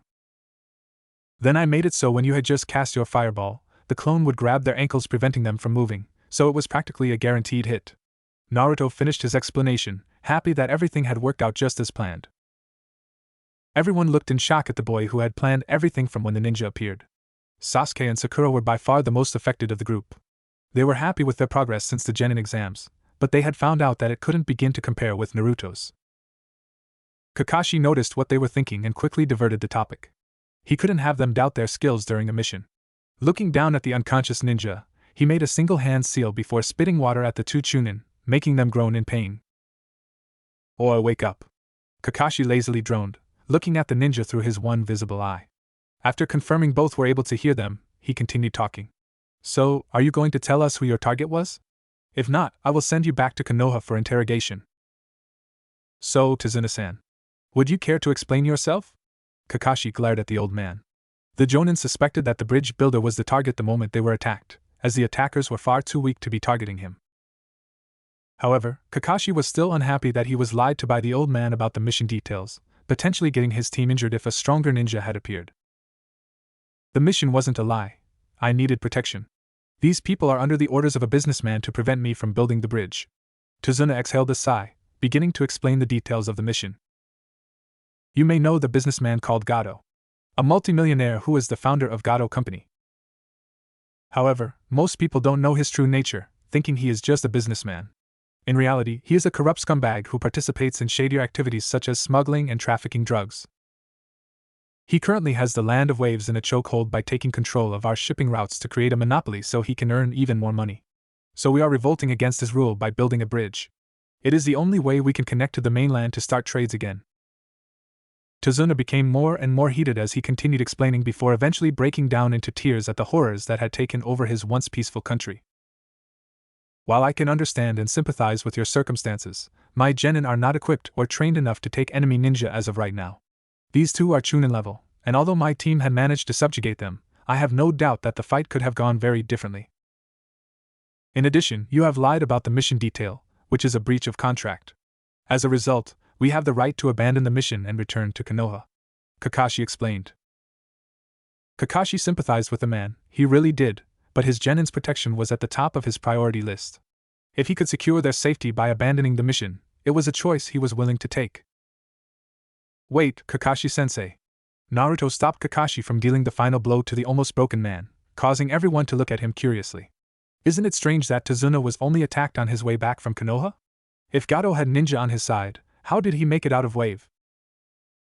"You're right. Ninjas were expensive to hire, and while missing ninjas were cheaper, they were also more dangerous as they had a higher chance to betray. If Gato was as greedy and as fearful as Tazuna stated, it was highly likely that they could have been hired once Gato got the news that the bridge builder had left to request aid from Konoha. However, changes in the mission's parameters still need to be dealt with accordingly. I will confide with my team to determine if we will continue the mission or not." Kakashi pulled Sasuke, Sakura and Naruto to the side for a small discussion. "I say we help the old man. He didn't lie about the mission details, and it wouldn't sit right with me leaving the people of Wave in such conditions when I had the opportunity to help." Naruto first stated his opinion before listening quietly to the others. Sakura looked unsure, she felt helpless against the enemy ninja, but she could see that Naruto was determined to continue, while Sasuke also looked like he was on the verge of accepting. I also think we should continue," Sasuke accepted. Who was he kidding? This was the first mission he had where he could fight enemy ninja and not paint fences. He didn't want to return now, especially after he was shown up by Naruto. Hearing that Sasuke agreed, Sakura reluctantly nodded her head but was reassured by Kakashi and Naruto's following words. However, while we should continue, I also believe that we should ask for backup from Konoha. I can send a shadow clone if you want, Kakashi-sensei, Naruto suggested, taking another note from Irika's lecture, receiving a nod from Kakashi. Backup is a good call, Naruto. However, there is no need to send a clone. I have a better idea. Kakashi flipped through several hand seals before slamming his hand on the ground. Small text, which Naruto recognized as Jutsushiki, appeared at the point of contact. A puff of smoke appeared in front of the group. As it dispersed, it revealed a miniature brown pug that saluted at Kakashi. Strangely, it was also wearing a Konoha forehead protector, which amused Naruto. Pakken, I want you to take this scroll to the Hokage's office as fast as possible, Kakashi ordered, strapping a scroll onto Pakken's back, who quickly scampered off to Konoha. Kakashi and the group returned to Tazuna, who was anticipating and dreading the upcoming words. We will proceed as usual, and have also called for assistance. However, because the mission parameters have changed to a B rank, the remuneration you need to pay after completion will also change accordingly. Do not worry, as a payment plan can be set up, allowing you to pay in installments. Thank you, tears of joy streamed down Tazuna's face as he thanked the ninja for assisting him in freeing Wave from its tyrant. The group had just reached the land of the waves after asking a kind fisherman to give them a ride over the waters through the thick mist. Due to the mist being so dense, they couldn't see the bridge until they neared it. If the unfinished bridge could be described in a single word, it would be gigantic. Naruto closed his eyes, attempting to sense the enormous bridge in its entirety. However, even with his, in his opinion, rather large sensing radius, he couldn't cover 1/20th of the whole bridge. If anything, it sure explained why Gato was in a rush to kill Tazuna and stop the bridge from being built. Once the bridge was completed, his ambitions to take over Wave would be finished, with no chance of redemption. After getting off the small boat, the group thanked the fisherman who had given them the ride across the waters and set foot on the land where waves of trouble tumbled. It seems like there were only those two ninjas, huh? Anyways, while it is a little desolate as of now, I welcome you all to the Wave Country. Tazuna gestured to the area around him, happy to be back home. My house isn't too far away from here, we can reach it before night falls. As the group continued their trek along the road, there was rustling in the bushes beside the group. Naruto instinctively entered his awareness mode before quickly determining that it was a rabbit. However, before he could relax, a domineering chakra signature entered the range of his perception. Naruto froze in fear. This chakra signature had to be almost on par with Kakashi's, and whoever it was wasn't afraid to reveal their chakra. It also didn't help that the man was dyed with a scarily red tint. Suddenly, the man seemed to flick his wrist, releasing a giant sword from his arm, which started spinning towards the team. Naruto felt sharp stinging pains in his head, demanding that he avoid the weapon or face his early demise. Kakashi, having heard of an incoming object, widened his eyes in recognition before calling out to the group. Get down! Both Kakashi and Naruto screamed while diving to push the people nearby them onto the floor. The Jonin pushed Tazuna and Sasuke, while Naruto pushed down Sakura and his clone, Haruto. Not even a moment after they hit the ground, a huge sword buzzed about their heads, releasing gales of winds in its wake before it lodged itself into a nearby tree trunk. After the dust settled, Naruto instinctively turned to the man who now stood by the sword, freezing at the malice that the man spewed toward their group. Maybe it was a better idea to wait for backup before proceeding, he couldn't help but bitterly think. While Naruto didn't admit it, he was a little proud that he had managed to overcome the two Chunin ninjas without injury, thinking that they would be able to handle any other ninja that was sent their way. Yet that misjudgment meant that they had to face a terrifying enemy when they weren't prepared. Zabuza Momochi, the demon of the hidden mist, Kakashi uttered, his one eye narrowing at their attacker. Oh? I am pleased to hear that Kakashi of the Sharingan has heard of little old me, Zabuza amusedly said, shrugging off the glare of the one-eyed Jonin. At this point, Naruto wished that he didn't only focus on training and instead at least spend some time learning about his potential future enemies. He had no idea who this Zabuza Momochi guy was. Although in hindsight, this couldn't be blamed on him, considering that Naruto never thought he would be fighting against high-level ninjas this early in his career. Let's cut the small talk. What are you after? I would really prefer it if we didn't engage in a fight since I am on a mission. Kakashi attempted to de-escalate the situation while keeping a close eye on Zabuza, fearing he would make a move against his genin and client. Why, of course, it's the bridge builder I want. Leave the old man with me, and I will let you go on your merry ways. Zabuza nonchalantly said something frightening like it was a casual conversation between two close friends. Kakashi sighed, pulling up his forehead protector, revealing a Sharingan in his hidden eye. Unfortunately, that isn't something I can accept. I guess it can't be helped, huh? The Sharingan. It is my honor to see it in action, Zabuza said, although his tone showed that it was anything but fear he had when he looked at Kakashi. I can't wait to fight the man who has copied over 1,000 jutsu. Kakashi the copy ninja. Hearing this surprised Team 7, who barely knew anything of their teacher except his laziness and love for reading erotica in public. Team 7, triangle formation, Kakashi shouted. The genin instantly got into formation, each taking a point around Tazuna and Naruto with a kunai in hand. Zabuza took his sword, jumping onto the nearby lake before making a hand seal. Suddenly, the mist became incredibly dense, and everyone could barely see a few meters ahead of them. This has got to be the worst time for the mist to roll in. The land of waves is surrounded by the ocean. It isn't uncommon to see swirling mists appear from time to time. Tazuna explained to the nearby members of Team 7 if only to gain some manner of composure from the dense killing intent that Zabuza was releasing. Hearing this, Naruto shook his head in denial. That's impossible. This is no natural mist. It is completely saturated with chakra. It has to be some sort of ninjutsu. The blonde closed his eyes, attempting to sense through the mist. While it was filled with a bluish chakra that disorientated him due to its concentration, he could still determine the position of everyone nearby. Strangely, Naruto felt the existence of another chakra signature hidden in the trees. Another enemy? He thought absent-mindedly. However, he couldn't see the usual red tint that he had now begun to associate with anyone with harmful intent towards him. Therefore, while he wouldn't attack this new signature, he would keep an eye on it after learning his mistake about making assumptions from overlooking the chunins in the puddle. Hiding in mist technique, huh? Kakashi thought to himself, his Sharingan seeing the chakra that filled the mist. It was Zabuza Momochi's specialty, and he was very proficient in the technique. 8 spots. Zabuza's dark voice reverberated throughout the surrounding mist. The larynx, spine, lungs, liver, jugular, the subclavian veins, kidneys, and the heart. Now which vulnerable spot should I attack? Suddenly, the air began to permeate with dense, potent killing intent. It weighed down on everyone present, with the genin and Tazuna stiffening in fear at the unexpected appearance of the suffocating aura. What is this feeling?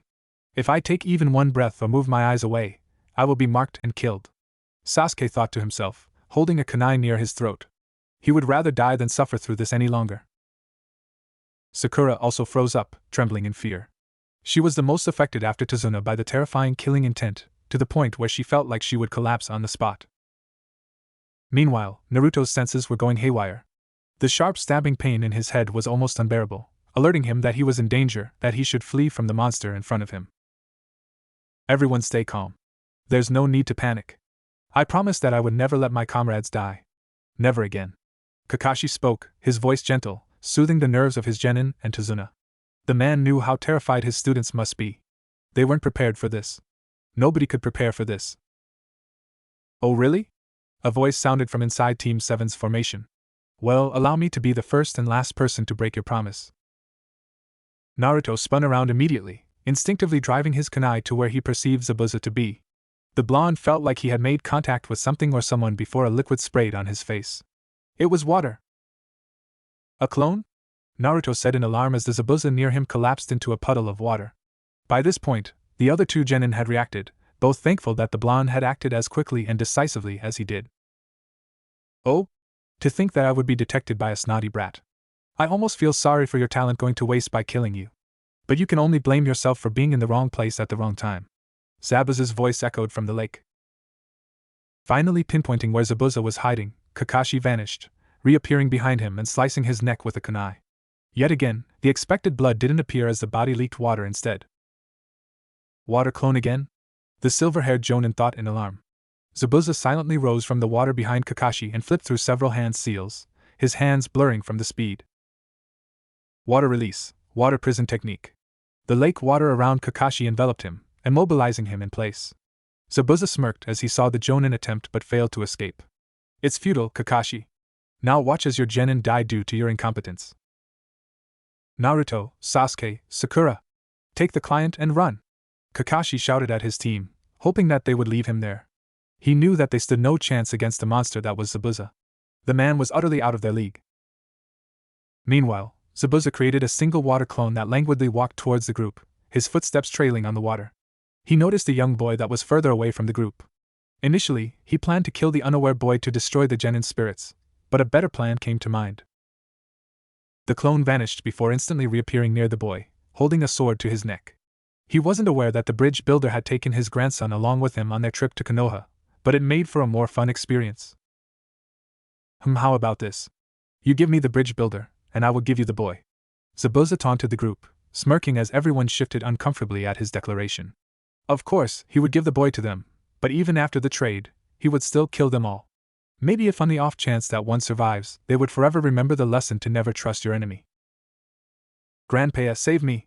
Naruto screamed out in fear, tears welling in his eyes, causing everyone to look angry and helpless at the situation in front of them. However, despite the fear-inducing scenario, something didn't sit right in the minds of Kakashi, Tazuna, Sakura and Sasuke that they couldn't put their minds on. They felt like they had forgotten something. Quiet, kid.